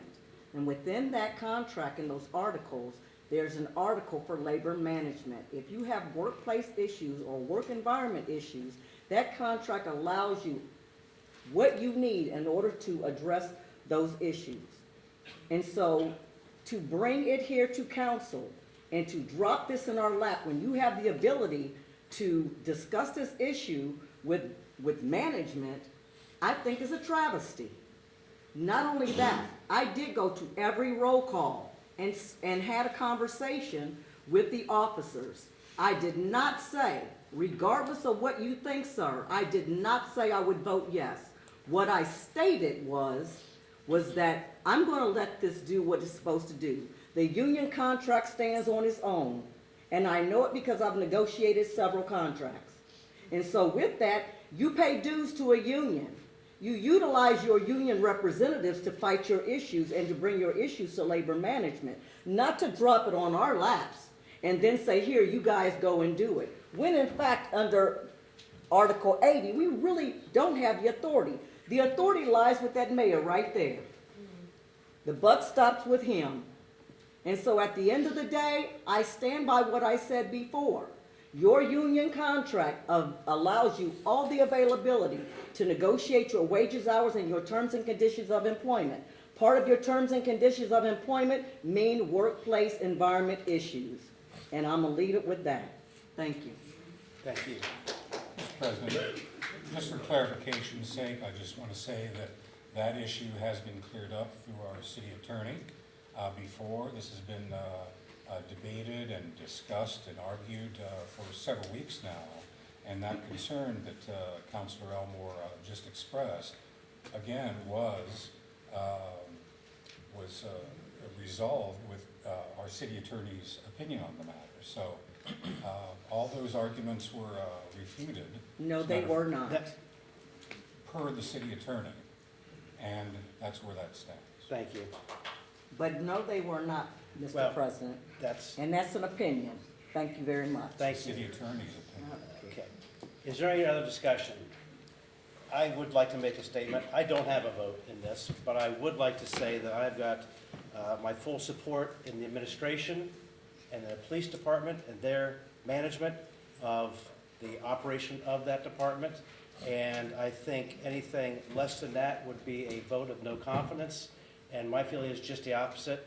They have got all my confidence. And to Ms. Elmore's point, there are things in place if there are issues. There are things to go into arbitration and to resolve those. So the tools are already there. Whether the FOP chooses to use those, that is up to them. But I think that for us to do anything else would be disingenuous to the administration and to the police department. So I will close with that. And Ms. Ott, would you please call roll? Dixon. Yes. Brown. No. Elmore. No. Morrison, No. Heck, No. Smith, No. Harkar. No. Resolution 32, 2024 has failed. Under second reading, we have no legislation. Under first reading, we have ordinance 121, 2024, which we read by title only. An ordinance amending Chapter 505 of the codified ordinances of the City of Whitehall and creating a nuisance deer management program. Ordinance 122, 2024, authorizing and approving the mayor to sign a contract with the International Association of Firefighters, IAFF, Local 1729, for the contract term January 1st, 2025 to December 31st, 2027, and declaring an emergency. Mr. President, I wish to introduce ordinance 122, 2024, and move for suspension of all rules. Second? There's been a motion by Mr. Morrison, second by Ms. Harkar, to introduce ordinance 122, 2024, and for the suspension of all rules. Is there any discussion? Ms. Aug, please call roll. Dixon, Yes. Brown, Yes. Elmore, Yes. Morrison, Yes. Heck, Yes. Smith, Yes. Harkar. Yes. The rules have been suspended. Move to adopt? Ms. Harkar? Oh, second. There's been a motion by Mr. Morrison, second by Ms. Harkar, for the adoption of ordinance 122, 2024. Any discussion? Ms. Aug, please call roll. Dixon, Yes. Brown, Yes. Elmore, Yes. Morrison, Yes. Heck, Yes. Smith, Yes. Harkar. Yes. Ordinance 122, 2024 has been adopted. Ordinance 123, 2024, authorizing and approving a supplemental appropriation in the amount of $38,392 from unappropriated monies in the General Fund 101 to the 101.900.51,013 Ohio Workers' Compensation Expense Account and declaring an emergency. Mr. President, I'd like to introduce ordinance 123, 2024, and move for the suspension of all rules. Second? There's been a motion by Ms. Elmore, second by Mr. Morrison, to introduce ordinance 123, 2024, and for the suspension of all rules. Is there any discussion? Ms. Aug, please call roll. Dixon, Yes. Brown, Yes. Elmore, Yes. Morrison, Yes. Heck, Yes. Smith, Yes. Harkar. Yes. Rules have been suspended. Mr. President, move to adopt. Second? Motion to adopt by Ms. Elmore, second by Mr. Morrison. Is there any discussion? Ms. Aug, please call roll. Dixon, Yes. Brown, Yes. Elmore, Yes. Morrison, Yes. Heck, Yes. Smith, Yes. Harkar. Yes. Ordinance 123, 2024 has been adopted. Ordinance 124, 2024, authorizing and approving a supplemental appropriation in the amount of $20,000 from unappropriated monies in the General Fund 101 to the Police Salaries Expense Account 101.960.51,200 and declaring an emergency. Mr. President, I'd like to introduce ordinance 124, 2024, and move for the suspension of all rules. Second? Motion by Ms. Elmore, second by Mr. Morrison, to introduce ordinance 124, 2024, and for the suspension of all rules. Any discussion? Ms. Aug, please call roll. Dixon, Yes. Brown, Yes. Elmore, Yes. Morrison, Yes. Heck, Yes. Smith, Yes. Harkar. Yes. Rules have been suspended. Mr. President, move to adopt. Second? There's been a motion by Ms. Elmore, second by Mr. Morrison, for the adoption of ordinance 124, 2024. Any discussion? Ms. Aug, please call roll. Dixon, Yes. Brown, Yes. Elmore, Yes. Morrison, Yes. Heck, Yes. Smith, Yes. Harkar. Yes. Ordinance 124, 2024 has been adopted. Ordinance 125, 2024, authorizing and approving a fund transfer in the amount of $33,082.06 from unappropriated monies in the General Fund 101, the Debt Service Fund 401, and declaring an emergency. Mr. President, I'd like to introduce ordinance 125, 2024, and move for the suspension of all rules. I'll second. Motion by Ms. Elmore, second by Mr. Brown, to introduce ordinance 125, 2024, and for the suspension of all rules. Is there any discussion? Ms. Aug, please call roll. Dixon, Yes. Brown, Yes. Elmore, Yes. Morrison, Yes. Heck, Yes. Smith, Yes. Harkar. Yes. Rules have been suspended. Mr. President, move to adopt. Second. Motion to adopt by Ms. Elmore, seconded by Mr. Brown. Any discussion? Ms. Aug, please call roll. Dixon, Yes. Brown, Yes. Elmore, Yes. Morrison, Yes. Heck, Yes. Smith, Yes. Harkar. Yes. Ordinance 125, 2024 has been adopted. Our final piece of legislation this evening is Resolution 34, 2024, resolving to approve then and now certificates and declaring an emergency. Mr. President, I'd like to introduce Resolution 34, 2024, and move for the suspension of all rules. Second? Been a motion by Ms. Elmore, second by Ms. Harkar, to introduce Resolution 34, 2024, and for the suspension of all rules. Is there any discussion? Ms. Aug, please call roll. Dixon, Yes. Brown, Yes. Elmore, Yes. Morrison, Yes. Heck, Yes. Smith, Yes. Harkar. Yes. Rules have been suspended. Mr. President, move to adopt. Second? Motion to adopt by Ms. Elmore, second by Ms. Harkar. Any discussion? Ms. Aug, please call roll. Dixon, Yes. Brown, Yes. Elmore, Yes. Morrison, Yes. Heck, Yes. Smith, Yes. Harkar. Yes. Resolution 34, 2024 has been adopted. This now brings us to our second poll public, and before we get into that, I would like to make the comment that again, if you're not signed in, please sign in, state your name, you've got up to 3 minutes. You may not talk on the same subject if you've already been up on the first poll public. You certainly can talk on a completely different subject, should you choose.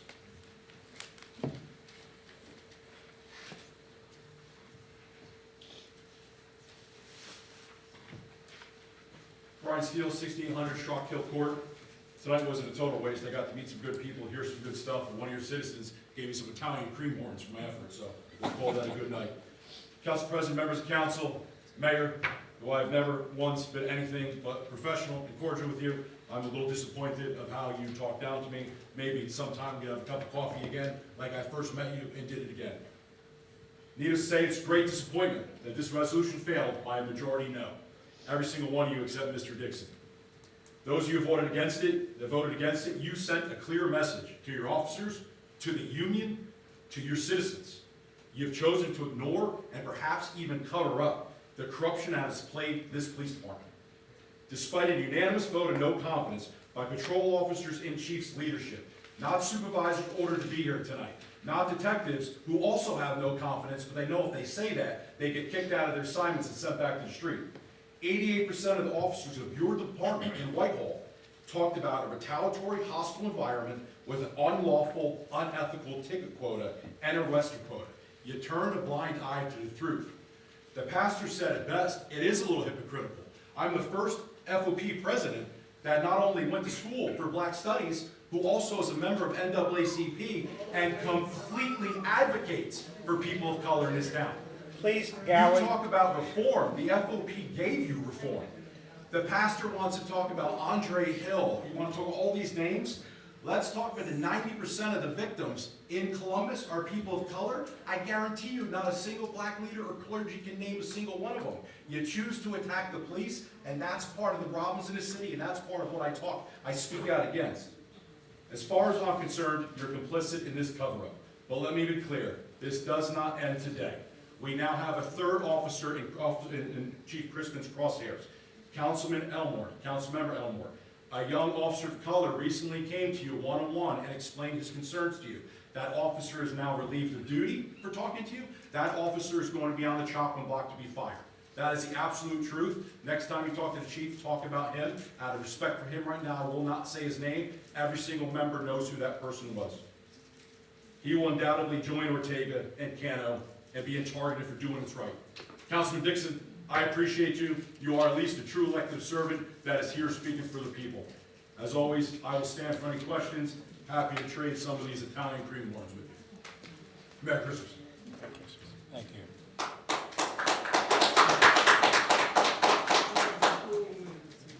Paul Worther, on a great note, I told you years ago you're going to be mayor. Congratulations. You're doing a good job altogether. And you guys did one good thing. I've come to this council for over 20 years now, and I'm used to being the only one sitting down here. Now we got all these people out here.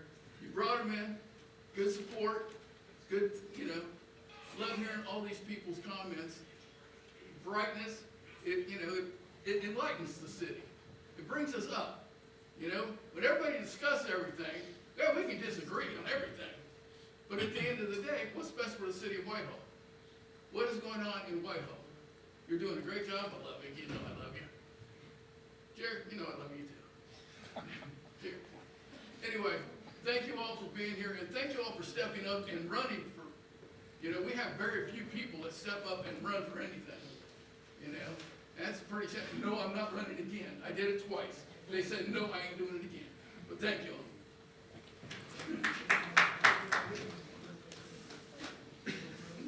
Anybody else? I'll take another crack at it. All right. Different subject though, right, Jim? Absolutely. All right. So I want to say howdy again to everybody. It's Jim Graham again. And I want to point out someone who was here when I was on council. And a couple of you people were here when that person was on, that person wasn't on council. But some of the people here this evening, and actually one who left, were on council. And anyway, what I want to do is, I want to publicly thank the council secretary, who was the secretary when I was here, and when Larry was here, and I believe when Joanna was here, and Lori, and a couple people who left already. So I just want to say what a great job she did. While I was on council, she was a big help to everybody. I know that many citizens thought that she was a big help to them as far as getting them information about this, that, and the other, a lot of different subjects. And I want to note that she took the initiative to do more than just be the council secretary. She chose to further her education about being a municipal clerk. And before it was all over with, she became not only just a certified municipal clerk, but a master municipal clerk. Not something that everybody does. So I just want to say thank you for that. I should have said this a long time ago when I was actually here, but there was other stuff going on and I was remiss in not doing it. So thank you very much, and I'm sure everybody else up here thinks the same much.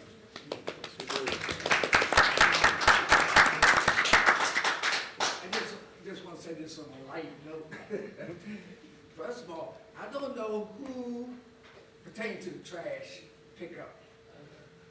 Whoever came up with that idea, which I'm so glad they did, they had bulk pickup on the 26th, was a marvelous idea. Yeah, I don't know why they didn't think about doing that later, because after that time, there's always a lot of trash that's just sitting there. Oh, and the other thing is, do y'all have microphones up there? Because we sitting back there, we really can. We do for recording purposes, but I don't know if there's a sound system out there, so, no. I can hear y'all have to stress the follow, because everybody's voice goes up in there. Sure. Anyway, thank y'all for y'all service and enjoy it. Thank you. Anybody else for poll public? Then we'll move on to community date board. Come on, it's kind of your thing. Last day of school is Friday, so you'll see kids out more. There's a bunch of holidays coming up, that's all I have. Okay. Sorry to fail you today. You did your best. Anybody else? Amy? Happy holidays. New Year's will be around the corner. We're not to poll council yet. All right. Since we're kind of scraping there, we'll move to poll council, and I'm actually going to go first. I'd like to thank everybody for coming. This is one of the fullest council chambers we've had in quite some time. So it's just nice to see so many people engaged and interested in the process. Not only the citizens who live here, but obviously we had a fair amount of people from outside the community. But it's certainly good and healthy feedback for us when folks do come and let us know their thoughts, and I do appreciate that. Other than that, we will not be meeting again this year. We'll be back first week in January, so please don't come next week or tune in, because there won't be anything there. And so other than that, I would just wish everybody a very safe and happy holiday season, and again, thank you for coming. And so now, I will turn to Mr. Dixon. Thank you, President Potter. I would like to thank everyone that came in tonight. It does my... Mr. Dixon, excuse me a second. Yes. Folks, could you please... Thank you. Mr. Dixon. I would like to thank everyone for coming in tonight. It really warms my heart. It really warms my heart when the process of this republic plays out. Because when it doesn't, it's very disheartening, whether I like the result or not.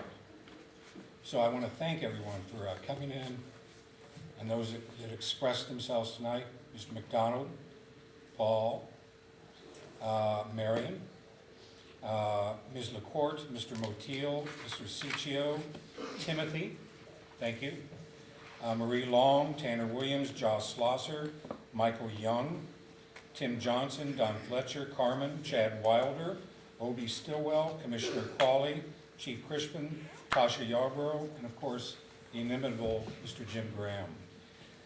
Two folks, Mr. Johnson, I don't know if Mr. Johnson is still here, but he was talking about love. I want everyone in this room and out there to know that I see you as my brothers and sisters of God. And I love every one of you. I may disagree with you. Sometimes I may say, I hate you, but I don't really mean it. I really mean love. And so for Mr. Johnson, I say thank you for that, and I appreciate his sentiment. Mr. Stillwell, talking about a culture of care. I care very deeply, not just about Whitehall, but about a great many things on planet Earth. I was born and raised in this city, and that care came through in wanting to do something about something in this city that was happening. That is why I did it, because I care. And I care for the Whitehall PD, I care for the employees of the city, I care about that. I care about integrity. And so that was important to me as well from Mr. Stillwell. So thank you for that, Mr. Stillwell. A couple things. It was said tonight that I'm an outlier, and indeed I am. It's why I was kept off of this council dais 3 elections in a row, because I fought when I didn't have to fight. I came back here from New York City to my hometown, and I wanted to make an impact. I wanted to do the right thing. And I fought when I was just a citizen, and even before I ever ran for office. I saw things, I saw problems in this city, and I wanted to fix them. I wanted to do the right thing. And I have tried very hard to do that. If I have a bias in this city, it's for the truth and doing the right thing, always and forever.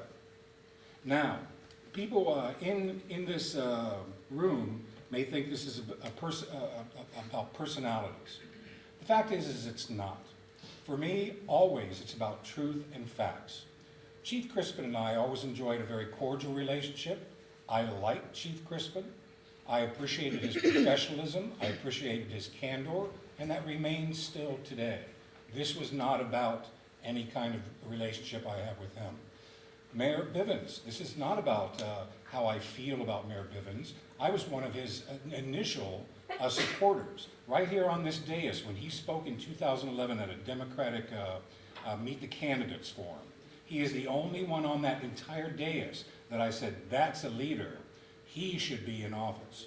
I walked these city streets with a Bivens for city attorney sign on me. And he knows that. I passed him right over here at the voting station that day. And I believed in him. We always had a cordial relationship, a very friendly relationship, and I like Michael Bivens.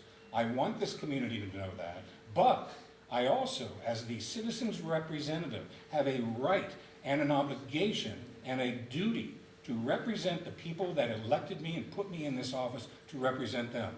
Not represent Mayor Bivens, not represent anyone on council or anyone else in this government, but the people that elected me, and that is the fact. So the outlier part of it is that I always said things, I always believed in things that a large portion of Whitehall government did not. So therefore I am the outlier, but this outlier that you see sitting here in front of you has agreed with, said yes to legislation over 95% of the time. Not just with Mayor Bivens, but with the previous Mayor Maggard, who I criticized and had things to say about as well. So that's not necessarily an outlier. voting 100% of the time with someone, I think, is a problem. And that is not me. So yes, indeed, I am an outlier for the right reasons. It was also said I don't care about housing. Let me say this, Woda Cooper, the reason that I voted that down in Ward 1 was because the people didn't want it. Before I got onto council, that was up for consideration in legislation, and it didn't have an emergency measure, which meant the people could then put a petition together if it didn't, or if it passed, to take it to the ballot for a referendum. It did not have the emergency measure. This council came forward and tabled it before the election and said they're going to work with the developer and come back and bring something better. They brought it back after the election with an emergency measure which shot down the people's referendum. And they put the kibosh on that referendum that was going to go to the ballot. The people were very, very clear in Ward 1 what they didn't want. And that's how I voted. Not because I don't believe in housing. And I will say this about this city. The Fairway Boulevard, or the Fairway Apartments over there on Broad Street, those were poor people and people of color that were kicked out of their homes due to a campaign, in my opinion, of propaganda that said it was a hellhole and that it needed to go. I spoke to a lady out front one day that when I was walking around the complex, an elderly black lady that said to me, she was crying with me, and she said she didn't know where she was going to go. And it angered me beyond belief that that person was going to get kicked down the road because they wanted to bulldoze those buildings. And I think that there could have been other solutions. And there are people still on this dais who voted to allow that. Okay? And I was against that.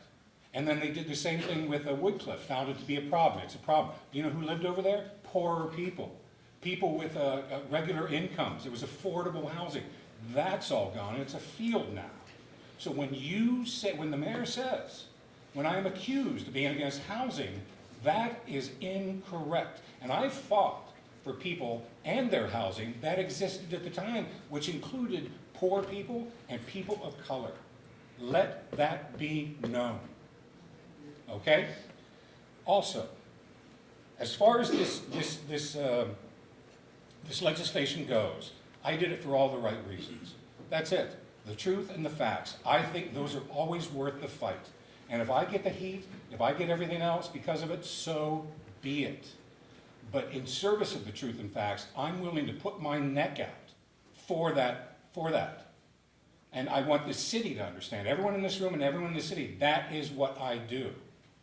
I rarely get this upset about things. And it passes. I'm one of 7. Or it doesn't pass. I understand that.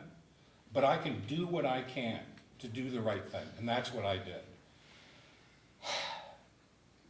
Wow. It's quite a meeting. I would like to say thank you to all those watching from home as well. And quite honestly, I really, despite the fractious nature of this, and I want people to know that Whitehallians, Columbusites, whatever it is, we may disagree, but it doesn't mean that I hate. And it doesn't mean that we cannot have civil relationships with each other, because I appreciate you. I care. And so let that be heard, please, throughout the community and around. I wish you a beautiful Kwanzaa, Hanukkah, Christmas, a beautiful season. I'm going to spend it with my family. I wish it for you and yours. Thank you all very much for coming in. Thank you. That's all I have. Mr. Brown. Thank you, President Potter. Thank you to everyone watching. Thank you for everyone that came in this evening. This was quite the last meeting of the year. I would just say that overall, obviously we had some legislation, a few different pieces that were, people on different sides that came in, spoke, had different opinions on.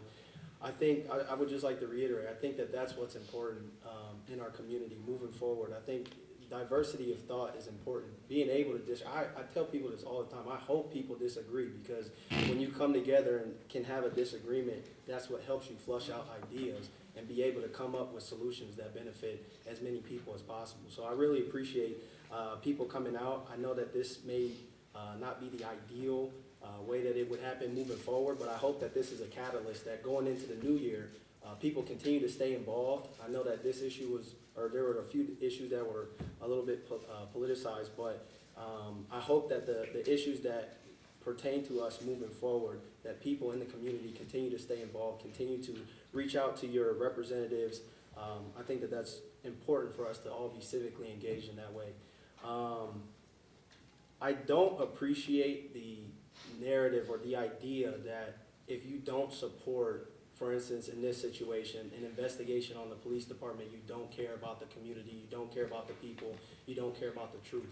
I think, I don't appreciate that. I'm not gonna say what I was gonna say, but I think it was brought up this evening that, you know, a lot of the people that you may have heard that were on board for this legislation do come outside of the community, which is okay. But I don't appreciate those people coming in and telling me that I don't care about my community when I show up every day, when I'm involved in the community, when I connect with the people. I think it's disrespectful, and I don't appreciate that. Being able to serve on this council has been one of the highlights of my year. I really enjoy being able to be involved, to connect with people, and to be a part of the solution of Whitehall moving forward. So the last thing I'll say is I think it was, I don't remember who it was exactly, it might have been Mr. Johnson, but what the gentleman was trying to say was, we all lose when the family feuds. That was the Jay-Z line. And yeah, and that's true. And so I just hope that, again, that we're able to come together, even if we disagree, be able to have dialogue and just all work together. So I appreciate everyone. I hope everyone a happy holiday season, a happy new year, and that's it. Take care, everybody. Thank you, Mr. Brown. Ms. Elmore. Thank you, Mr. President. I want to thank everybody that's viewed today, all the people that have packed this chamber. I want to also thank my City of Grace folks that came out and represented and who support. Thank Representative Crawley for being here, for her support, and and also want to say that I wholeheartedly support this mayor. He has undergone so much scrutiny and contentiousness, and I've been on this council for more than 8 years, 9 years, and I've never seen it in my time on this council, the stuff that he goes through, and his family. And so I respect you, sir. I appreciate the work you're doing, the vision that you have for this city. We are going to move forward. And I also want to say to Chief Crispin, I've talked with you many times. I've sat down with you. We've gone through your 5-point plan. And I support not only you, but your whole team and your officers.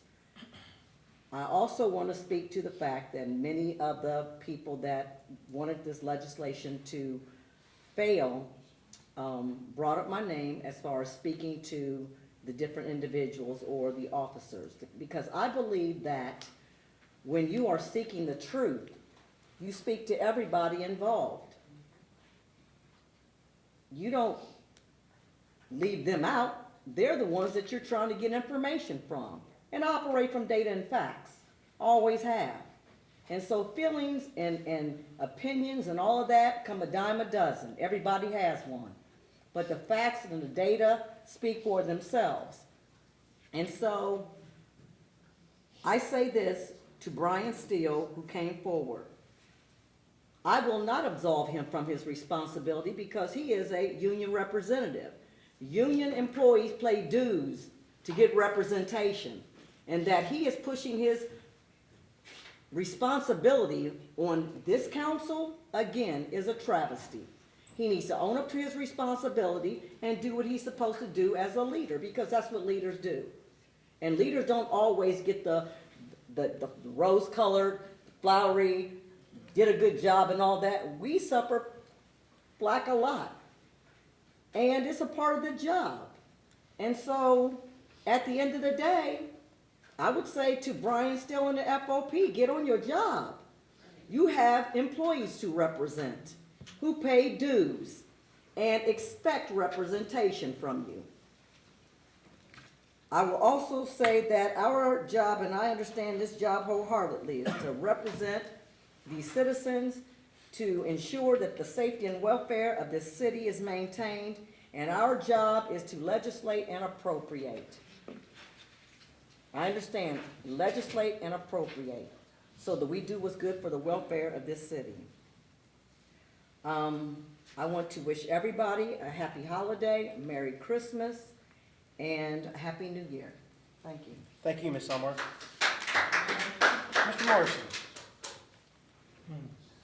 Okay.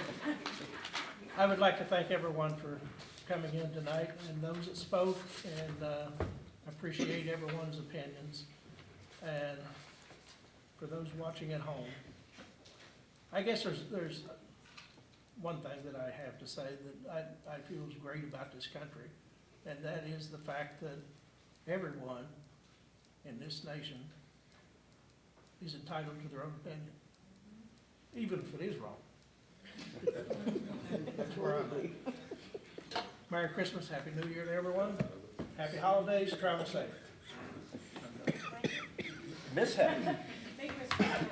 Thank you, everybody that came and stayed all the way to the end. Thank you, everybody watching from home, everybody that had to leave early. I really do appreciate everybody taking the time to come in. As many of our the other council representatives stated, it's nice to see faces. It's nice to hear people's opinion. I'm sure, like myself, many other councilmen do the due diligence, ask the question, whether it's here, whether it's the phone calls, it's taking people's opinions and really trying to represent the people, and I think that's all why we're here. I also appreciate and echo Councilman Brown's, where he's just saying he really enjoys people that don't necessarily agree with him. That's the only way we will learn to grow and come together as a community. I also want to wish everybody a happy holiday. I hope that everybody gets to spend it with their loved ones and has a restful rest of 2024. Thank you. Ms. Smith. Thank you, President Potter. Thank you for those who are here this evening. Thank you for those watching this evening or later this week. As a teacher, I have an upcoming break, and I'm really grateful to enjoy that. But I do want to say thank you to those who continue to work, our police, our fire, our hospital staff. It's great to get to sit back and enjoy my holiday, and I know not all of us get to do that. I also want to echo some of the thoughts shared tonight.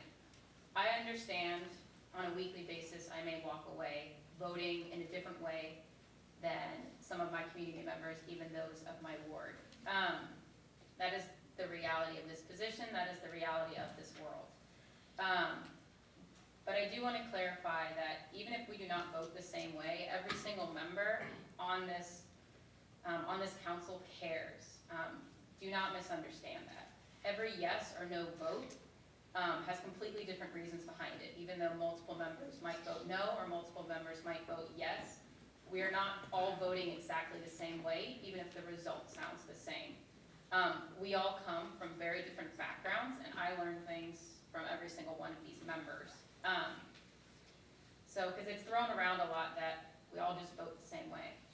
But even if the result, the yes or the no, we are all coming to that conclusion in very, very different ways, and we all care. This is a really early time of the year to be doing this, but before we leave for the holiday, if you are unaware, City Council ward elections are coming up this November for wards 1, 2, 3, and 4. Because of the nature of how elections work for City Council, if you are interested in running, you must pull a petition and put in a filing by February 5th. And so over the last 6 months, I've done a lot of consideration. When I committed to my 4 years, I said, yes, I'm committing to that. And a lot of things have changed over the last 3 years and even the previous 3 years when I was serving on Planning Commission. And I have chosen not to run again for re-election. A lot of things, I started serving this community in my early 20s, and I had a big birthday 2 years ago, 30 years old. I know that's small to some of you guys, okay? But a lot of things in my life have changed and grown in really good ways, and they have pulled me a lot of different directions, and I've started to see that over the last 6 months. I love to do everything to the absolute best of my ability, sometimes to my own detriment. So I wanted to put that out there to those here and to those listening at home and in the community, that I will not be running for re-election because I want people to have time to consider over the holidays if this is something they would like to do. If you have questions about what this process looks like, what filing is like, pulling the petition is, I know that can seem very, very, very intimidating. I promise you it's not. The people at the Franklin County Board of Elections are incredible.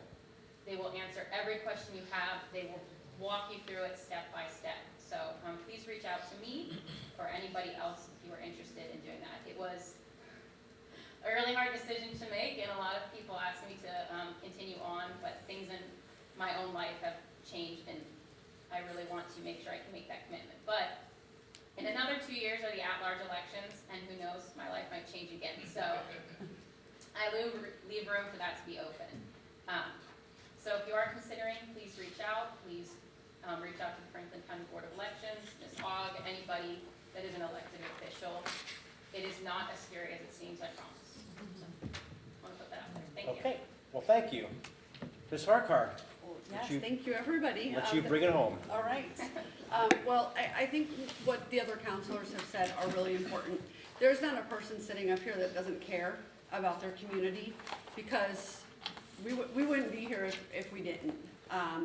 This certainly, being my first year on council has been a interesting experience, I will say. I have 99% enjoyed it, but it is hard, and we get asked to vote on some things that I know if I were not on council that I might have an easy answer to it when I'm not sitting here looking at all the information in front of me, perhaps. So we do take all of these decisions very seriously. I read the emails that I get. I know sometimes I don't always have the opportunity to respond fully.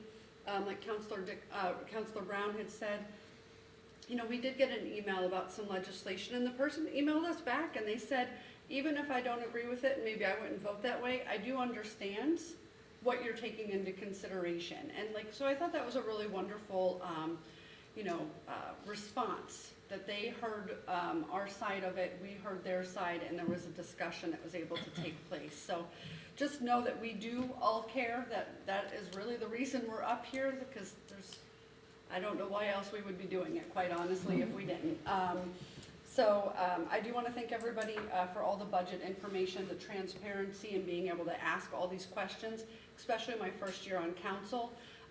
It has really helped me to learn about what the other roles are in the administration and all the wonderful work that you guys are doing. So I fully appreciate that. And I will just say happy holidays to everybody, and I hope you have a happy new year, and we'll see you next year. Thank you. Having no additional business before this council, I'm going to adjourn us at 9:22.